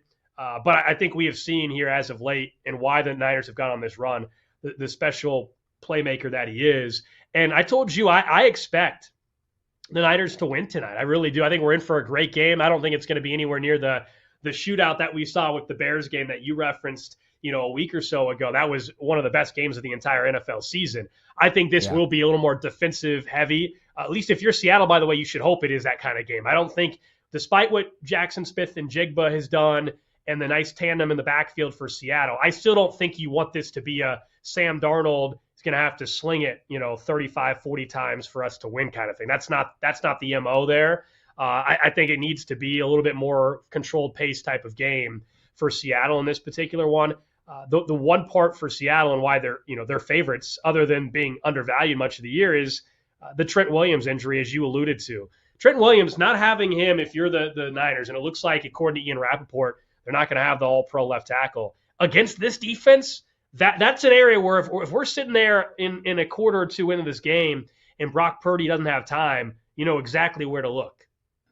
Yeah, no, you're right. And to me, it's interesting. Brock Purdy, 11 touchdowns over the last 3 weeks since returning from his against the Bears, Colts, Titans, all three of which, I mean, the Titans probably the lesser of the three, but all very good defenses. And he goes 11-2 touchdown to interception ratio. And you got a game tonight against Sam Darnold. Sam Darnold's a guy who the biggest knock on him coming into really that Thursday night against Los Angeles a couple weeks ago, his biggest knock was in the big games, both in the regular season and in the postseason. Yeah. He poops the bed, for lack of a better term. Like, he literally, and nice sheets, the nicest, best thread quality you can imagine, and he just poops all over him. All right. And I feel like Sam Darnold, can you get the Sam Darnold that you got that Thursday night against Los Angeles? Or are you going to get regular Sam Darnold that we have known for the rest of time? Like, are we going to get the exception to the rule, or are we going to get the rule with Sam Darnold? Whereas Brock Purdy has been consistent. He has been consistently good and strong, especially since coming back from the injury. So I feel like it all comes down to those two players. And I think you got to play the hot hand in terms of this matchup alone, right? I get the Darnold point. We all saw last year at the end with the Vikings and how it went. I think that is hard for a lot of people to completely eliminate from their mind. I do think he's just been a better quarterback, in general. I understand the stats last year, he was on an MVP pace, but I just mean, I think he's way more composed. I actually do think he learned from what happened at the end of last season.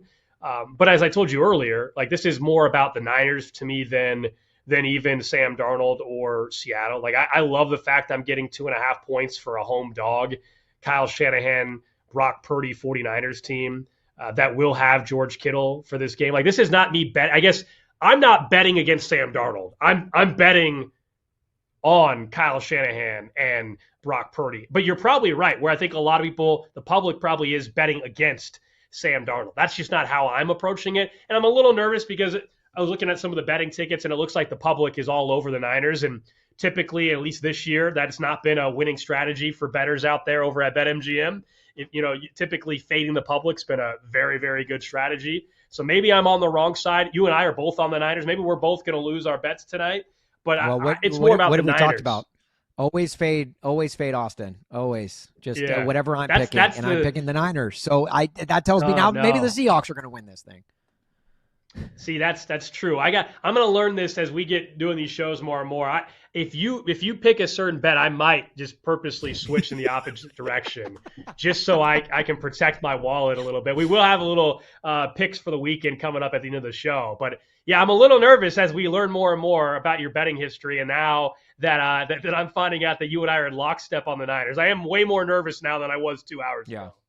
Yeah, my wife has restricted me from two things in this world. One is to lay down bets on sports because, here I am. Look, we work in sports talk radio, and sports talk radio hosts, we are always the alpha males in the room. We think we know the most when it comes to sports because we have to talk about it every day in and day out. We know what's going to happen on the field. And then sure enough, you put your money where your mouth is and you lose all your money. The other thing is hats too. My wife won't let me buy any more hats. She put a ban on the number of hats that I buy. I'm a huge hat guy. I know you're rocking one today. If you're watching on YouTube or Twitch, you can see. You'll never see me wear a hat. I mean, if I'm wearing a hat, something really went poorly the night before. Like I was running to the studio or something. Never been a hat guy. I own like three or four. I wear them at the lake, and that's about it. Okay, so that just plays into we are literally, I think, radio's odd couple that they paired us together. Because correct me if I'm wrong, but you're a Kansas guy as well. You're a Jayhawk? Oh yeah. See, and I'm a Missouri Tiger. So Oh, Yeah. I'm just learning this live on the radio. This There is you go. See, I'm telling you, they literally said, who are the two most opposite people we could have? Well, we'd be like, well, Alex is a Jayhawk and never wears hats, and Austin is a Mizzou Tiger and always wears hats. Let's put them together. The one thing we have agreed on is that we hate clapping in movie theaters. So I do feel like we'll always have that together to stand on. The list, it is on the list for sure. But this is why it works. It's why, again, if you're just tuning in for the first time, brand new show here on Westwood One Sports. Alex Gold, Austin Huff with you. So we're having fun getting to know each other as well as you guys get to know us and get to know the show. But yeah, you're right. This is kind of why it works. If you have people that agree all the time and are the same, that's boring. So we're finding out more and more as we go. I did not know, this is not me BSing you guys. I had no clue you were a Missouri guy at all. Yeah. So this is fun. I waited to bring that up, especially considering how the game went, the basketball game went a couple weeks ago. I waited to bring that up for sure. Now, had it gone the way of football, I definitely would have brought that up sooner in our relationship, Alex, for sure. Yeah, you got me on football, but basketball, we'll see how things go. So one of our guys behind the scenes, we got a great crew helping us on the show. So every Mizzou person loves Brad Pitt. Is that true? Yeah. Oh, he's an alumni. Well, technically, he made it to spring break of his senior year before heading out west to LA, and Mizzou has offered many times to allow him to finish, just give him the hours so they could officially. They claim him as an alumnus, but they want to officially claim him as an alumnus, and I guess he's never returned the phone calls, but. Big, Brad Pitt. Everyone that went to Mizzou loves Brad Pitt. They love John Hamm as well because he's also a big Mizzou Tiger. Yeah. So and Austin Huff too. Probably the three most notable Mizzou Tigers ever. Yeah. I think very similar. Yeah, exactly the same career and everything. Those are names that belong together for sure. On the Kansas side, we got Rob Riggle and look, don't sleep on Kansas's alumni. Kansas has got a strong. It's basically everyone who plays in that charity softball game in Kansas City every single year. It's all the best comedians and best actors. Paul Rudd too, right? Mm-hmm. Sudeikis. Yep. Yeah. Not all of them graduate from KU. Same kind of deal. Some of them just claim Kansas, but they're not all. Like Stone Street and Rob Riggle, those are guys too that are. Stone Street's a K-State guy. I know we're getting. He's a K-State fan, big K-State fan, not a Jayhawk. So I can't look when we get to March, man. We'll have some fun with some college basketball. We'll see if your Missouri Tigers are part of the conversation there. Yeah, and you'll have some fun when it comes to March. I'll just have the first weekend dread that I normally have every single March. We'll have a bet or something when we get a little bit closer to that. Looks like we had problems connecting with Evan out in the Bay Area, so we'll try to connect with him maybe come playoff time. The way it's trending, obviously both these teams will be there. The question is just who's going to be the number one seed. But earlier in the show, we were discussing a little college football, and I want to talk about Ole Miss and what's going to happen coming up in 15 minutes or so. But Curt Cignetti and what Indiana has done is right there with the great college stories, the great sports stories that we've ever seen, not just in our lifetime, but truly all time. We know Indiana now is headed to a national semifinal in the CFP after their dominant 38-3 beatdown of Alabama. And in 2 years, what Curt Cignetti has done is just absolutely remarkable. 25-2, 2 playoff appearances. He's won the school's first ever Big Ten title game against Ohio State, nonetheless. 2 10-win seasons in program history, and he's produced those. And then we all know he's also the head coach of the Heisman Trophy winner this year in Mendoza. So it is sensational, and he will and deserves every bit of props that he is getting. And if they complete the job and they win a national title, then I think there is no argument that it's the best turnaround in college sports history. Until then, though, I do think there's an argument for somebody like Bill Snyder at Kansas State going back to the late 80s and the 90s. There was no NIL. There was no quick flip of the switch in the transfer portal to go find your quarterback that, he gets credit for turning Mendoza into a Heisman candidate. I don't want to downplay that, but you can't just go and find a quarterback like he's going to do next year again. Bill Snyder, they had the most losses in college football when he took over. No facilities, no TV deal. There was no Big Ten, massive Big Ten conference that you were at. You were back in the Big 8 days, I guess it would have been. where TV was just so different. So that would be my only pushback for those that want to crown Cignetti as the best coach turnaround ever. I would say let's see how this plays out. He's certainly one of the best that have ever done it in terms of a 2-year turnaround. Yeah, and I brought up this Scott Frost earlier of the, from the UCF going from 0 wins to 13 wins in an undefeated season, just in a 2-year span of Scott Frost being there. But I think the history of what Cignetti has done, very similar to the Bill Snyder vein that you brought up of the history of the program and just how deep embedded losing has been with the program. You're talking about the second most losses ever by Indiana. It is a program that literally before winning their Rose Bowl, they hadn't won a bowl game since 1991. The bowl game is old enough their bowl game winning drought is old enough to rent a car. Like that, we're talking about the generational turnaround here with what Cignetti's done. And so I feel like, I think he should be in the conversation, but you make a great point about how it's a lot easier to have a program go from 0 to 60 today than it was back in the day. It's almost like cars, right? Like Teslas can go 0 to 60 in 2.1 seconds or whatever it is. Whereas back in the day, you had to crank the car. It took a little bit more time to get that engine going up to 60 miles per hour because if you had a transfer, you had to sit out a year. If you had, changes, like it's not quite the quick turnaround. So I do feel like you almost have to compare the game in like a, I don't even know what else you would compare it to, like like the steroid era of college football is what we're living in right now. Like these, these home run chases are fun to watch, but you have to compare it much differently than you did in, the dead ball era of college football before. Yeah, there's a lot of negatives with NIL and transfer portal that everybody brings up, but one of the positives is certainly what it's allowed Indiana to do. And if you are a Power 4 program that's typically towards the bottom of your conference, this should give you all sorts of hope. You get the right guy in there. It doesn't mean you're going to be in college football playoffs this quickly, but it certainly means financially, if you've got the right backers, you can do it. One of those teams was Texas Tech. That lost to Oregon. Let's talk about Oregon. I feel like in a weird way, they've kind of gotten lost this weekend because of what Ole Miss has done, because of what Indiana has done. So we'll get into that right here on BetMGM Game Day.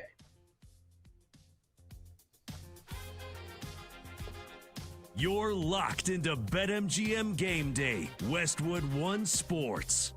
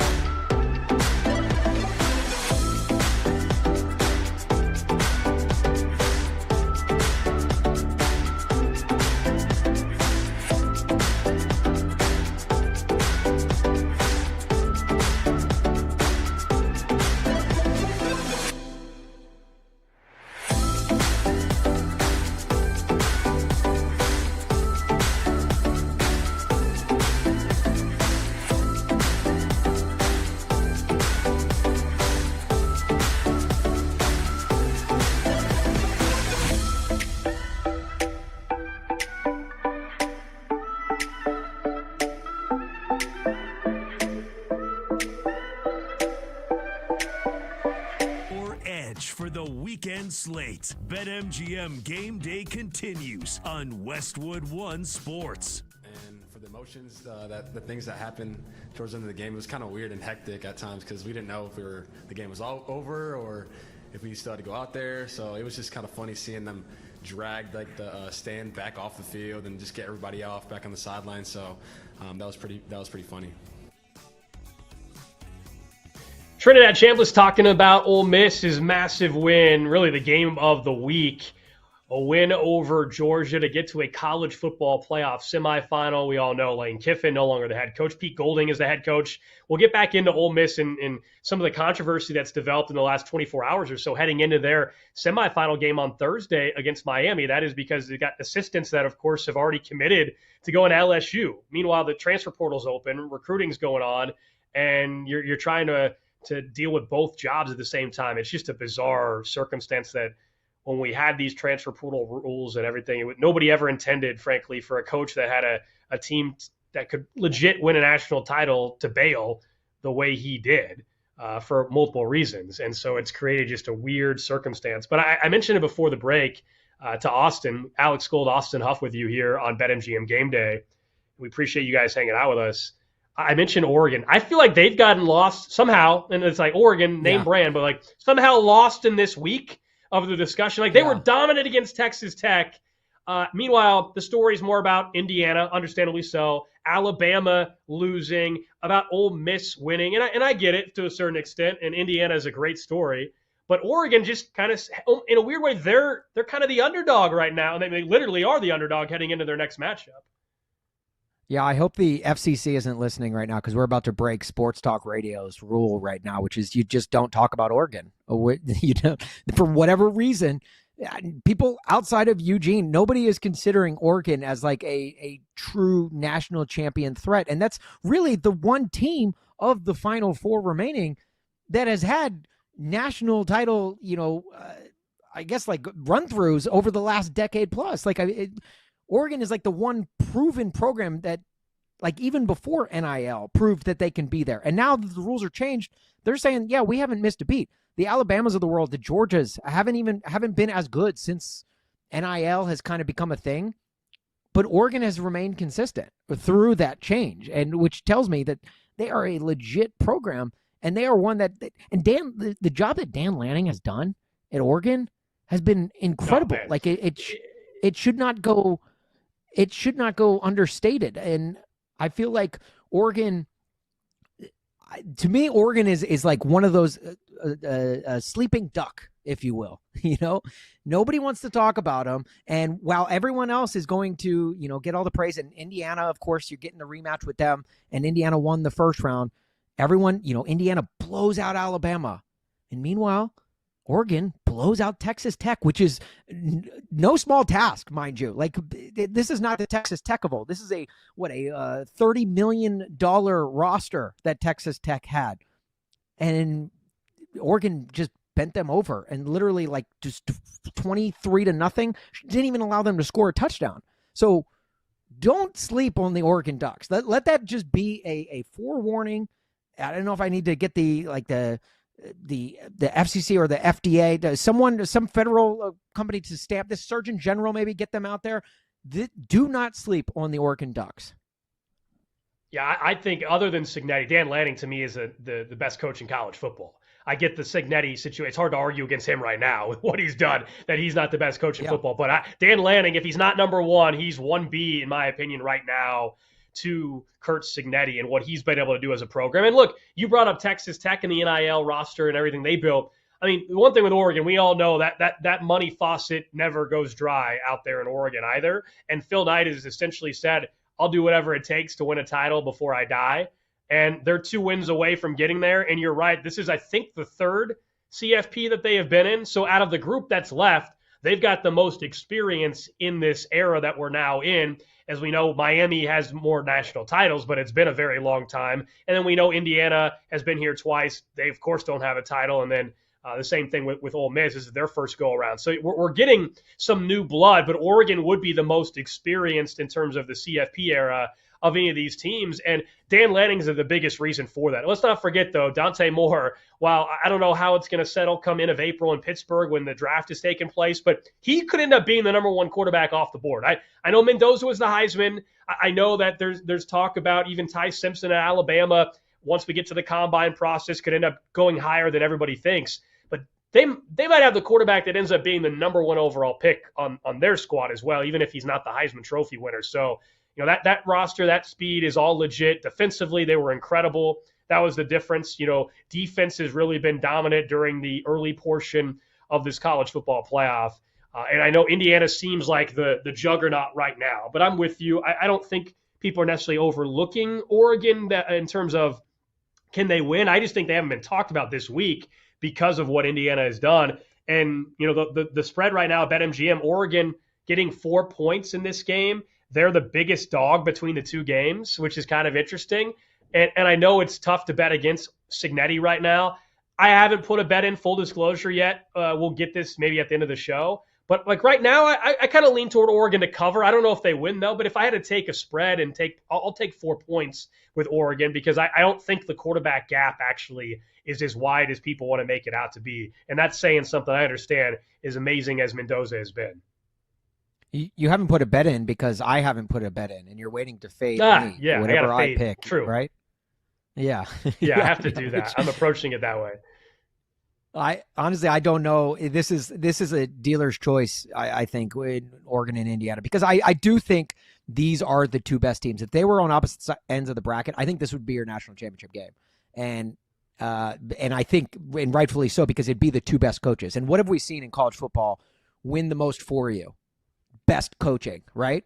That's why you always saw Kirby Smart and Nick Saban going head-to-head in what seemed like every single national championship game, because coaching wins in college football. Coaching matters in college football, especially in this new 12-field college football playoff. And Dan Lanning's spoken about it, about how, the time off between games, he thinks we should go to a every week, every Saturday schedule and just continue on from the season and not have so much downtime. But regardless of whatever they do for scheduling for the playoffs, Dan Lanning's proven that, he can get it done. And I understand last year that wasn't the case because they got blown out by Ohio State in the Rose Bowl. And look, Ohio State, it was a juggernaut last year. Ohio State was blowing through everyone, Tennessee, Oregon, and then ultimately Texas. I feel like last year they fell victim to that time off, and we talked about it earlier about the bye teams. I think they're 1-7 all time in this 12 team field of playoff, and the one exception to that rule is Indiana. I feel like Oregon is, now that they've they're building some momentum, that they win that round one game. Now here they are, they make Texas Tech, which Texas Tech is a very good program. They make them look just non-existent. And then now here they are going up against Indiana. And if you want to kind of fly under the radar, I think the best thing to do is to play Indiana after they rout Alabama. And so I think the Ducks are sitting in a good spot for them. And I just think I don't think people should sleep on the Ducks as much as they can. And now that I say that out loud, it's, of course, now you should definitely bet on Indiana because you should always fade what I have to say. Yeah, you're making me nervous again about my early thoughts on Oregon. I must say the only part I'll push back on that I don't know if I agree with is are you getting maybe Indiana at a better spot because you said that they routed Alabama. That's the thing with Cignetti though, man. I think that's a huge benefit to their whole mentality that other teams haven't had. Is I think other teams what you're saying would happen, which is, man, you just had a marquee win, and you're going to now, quote unquote, have a letdown and all that. But that was Ohio State already in the Big Ten title game.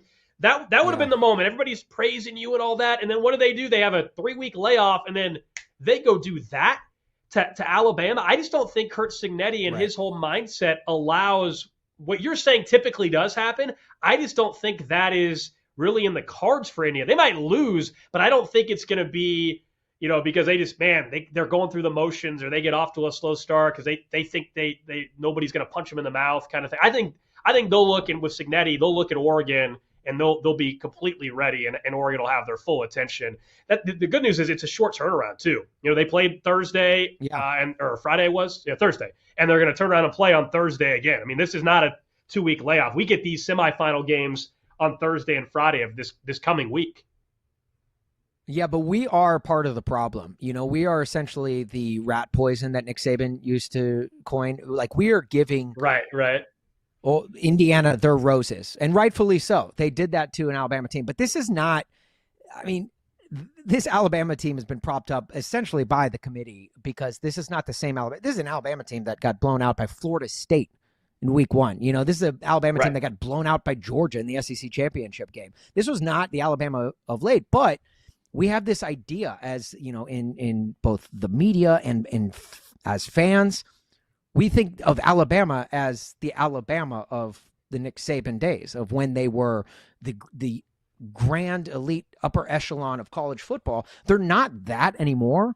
However, we're hyping up Indiana like they've now taken the crown from that Alabama team. So, and again, keep in mind, these are teenagers that we're talking about. Again, they're kids that shower with shower shoes and shower caddies. Okay. They have to go to class, they have to go to, they have to swipe themselves into the dining halls. Okay. These are still college kids that we're talking about. You don't think they're reading their press clippings? You don't think that they're getting, high and mighty about the performance that they just put out? Now, I do think the great equalizer in that is Curt Cignetti, and I do think he is the right man for the job that can get them online. But you also have that on the other side of the field with Dan Lanning. And Dan Lanning, if all of the praise and attention is going to Indiana this week, which is a weird thing to say, if anyone from a decade ago would have heard me saying that, they would have thought I was talking about an entirely different sport. But Indiana's getting all the love and attention, and Oregon is just kind of, hey, keep in mind, we also had the other blowout of last weekend.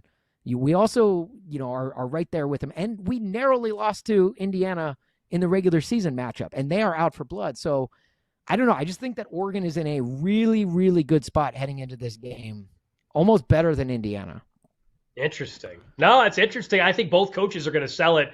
Like the 2 points we've given, if you're Cignetti, you're going to sell it as they're going to be out for blood. We're going to get their best shot, all this, and he's going to downplay what Indiana has done. And then on the flip side, you're going to get Dan Lanning is not only going to play the, hey, let's get him this time, but he's going to prop up Indiana in his own right to make sure his guys are ready. It's kind of weird. It's that dynamic, so we're going to see between these two coaches. Again, Indiana, 4-point favorites right now over at BetMGM. The total for the game, 47.5. We'll have to wait until Friday for that one. That's the second semifinal. We'll already know who is headed to the national title game, at least on one side of the bracket by the time we get to that. Up next, though, we'll get into Miami and Ole Miss, because we've got a new segment to start us off here on our first show that I want to get to, involving some picks. We'll see if one of us can maybe get a couple picks right to start us off with here on the opening week. And one of the picks involves Ole Miss and Miami. We'll do that right here on BetMGM Game Day.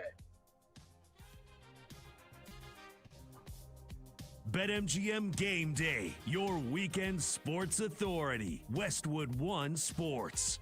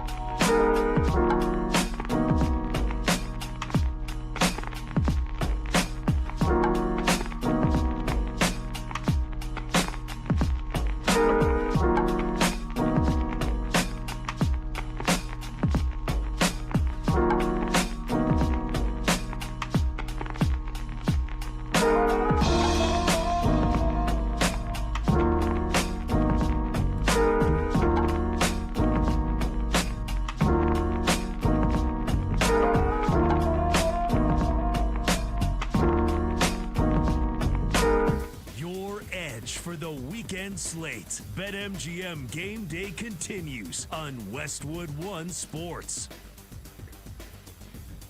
First show for us here on BetMGM Game Day on Westwood One Sports. Thanks so much for you checking out the show today. Alex Gold, Austin Huff with you.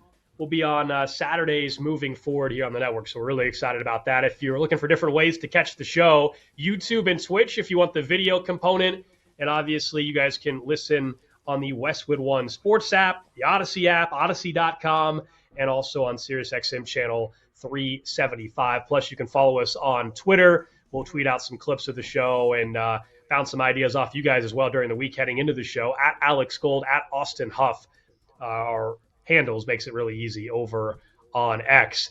You mentioned some of the bets and how I should be fading you. We're going to try something here because one way or the other, this is either going to go really, really well, or I'm going to sit here next week and say, see, just follow my advice, or we're both going to go poorly, and then it's just the Goldilocks will turn into a fade the Goldilocks as well. So let's get to something we're going to call the Goldilocks heading into the rest of the weekend. Ole Miss, college football playoff semifinal. We already talked about Oregon.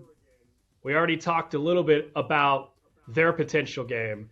But how about Ole Miss getting 2.5 points heading into their matchup, make it 3.5 points, heading into their matchup this weekend? I think if we're going to look at a team that has the best player on the field, perhaps, and I think they might, in Trinidad Chambliss, who we heard from last segment, I'm getting 3.5 points.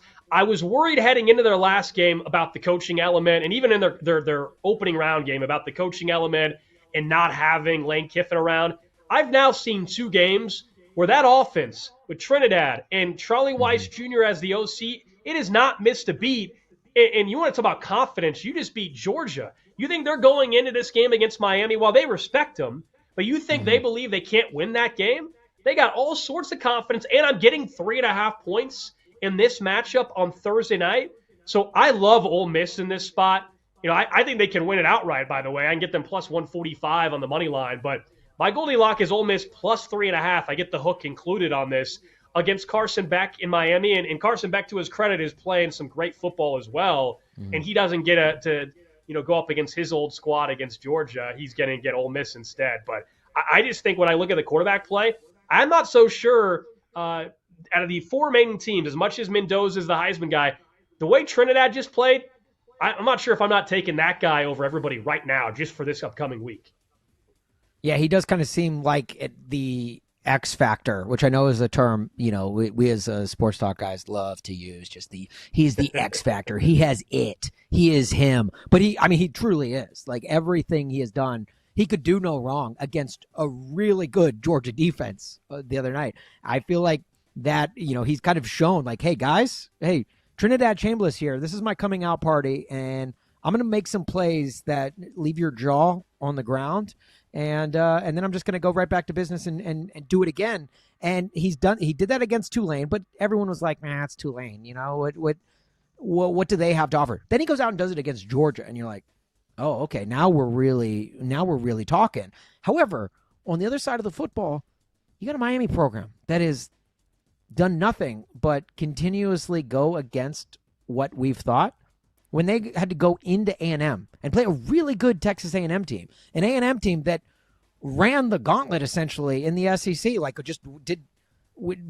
wasn't just winning games in the SEC, they were blowing teams out in the SEC. And then all of a sudden they go in and don't allow A&M to score a touchdown.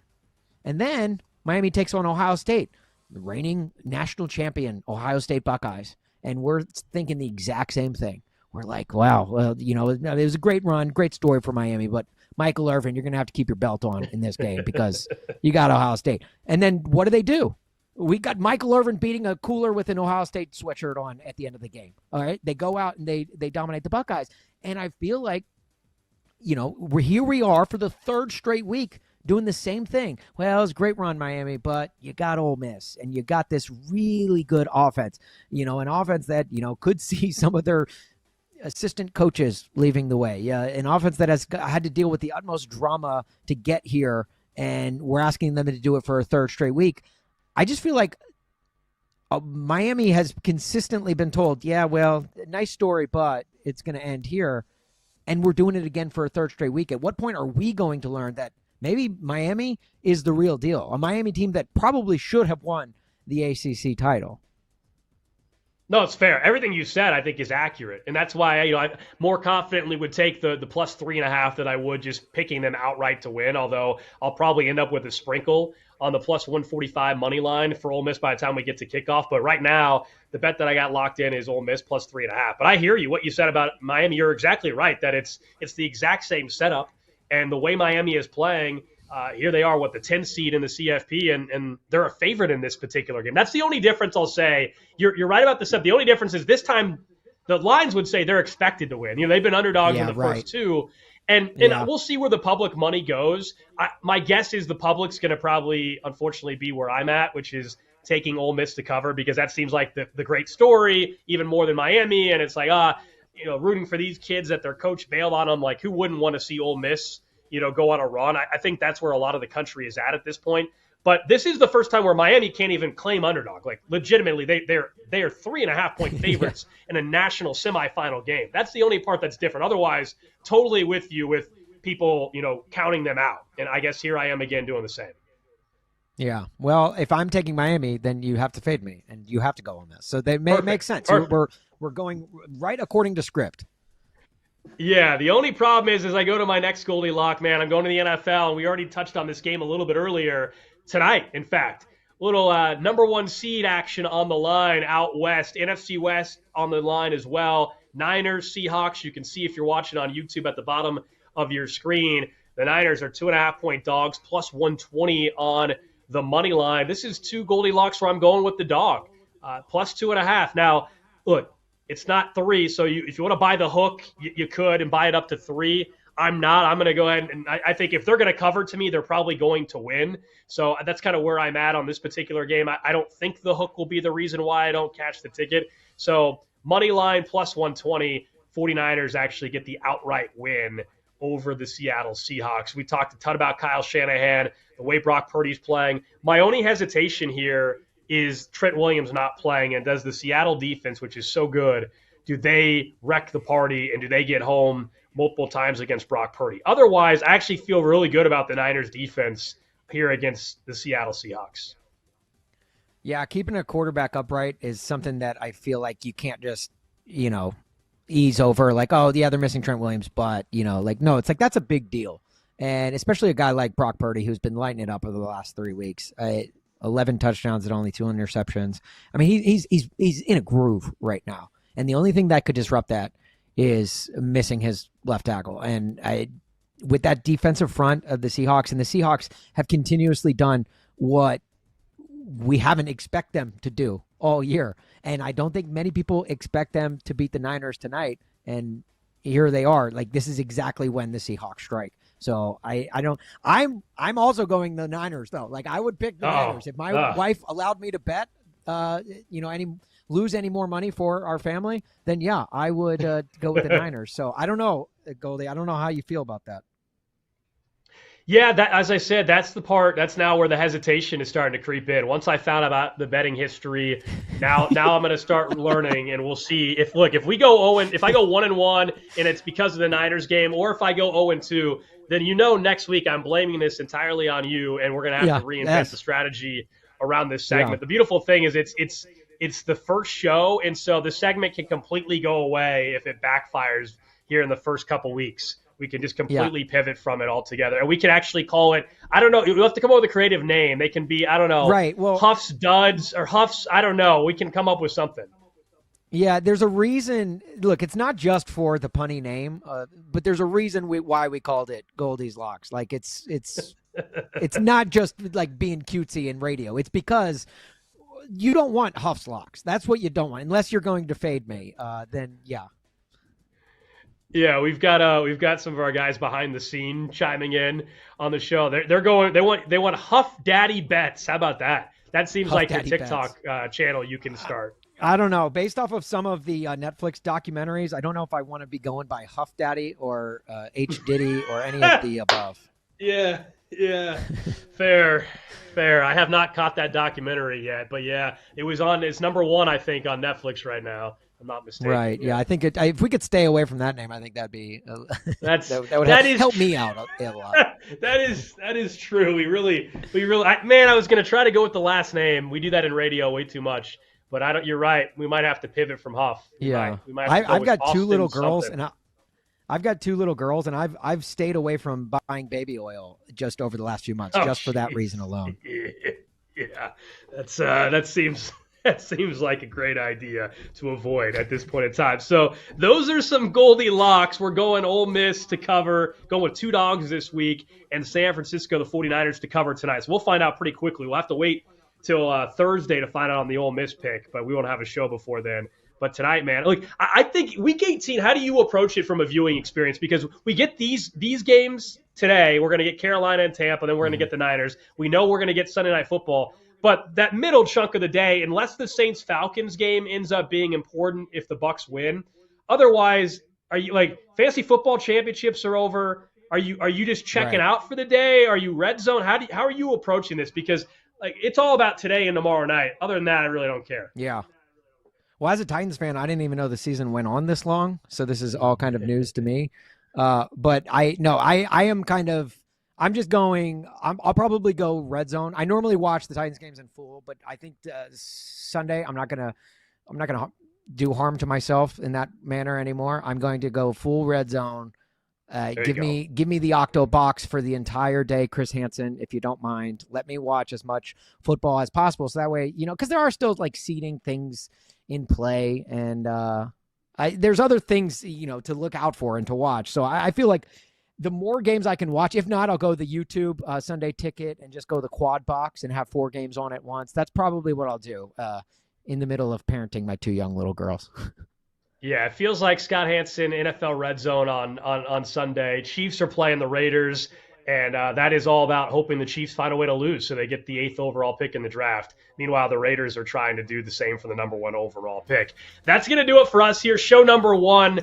Good to be with you guys. Hope you're with us every single Saturday here on Westwood One Sports. Give Austin a follow as well, at Austin Huff, myself, at Alex Gold. We will talk to you guys next week right here on BetMGM Game Day.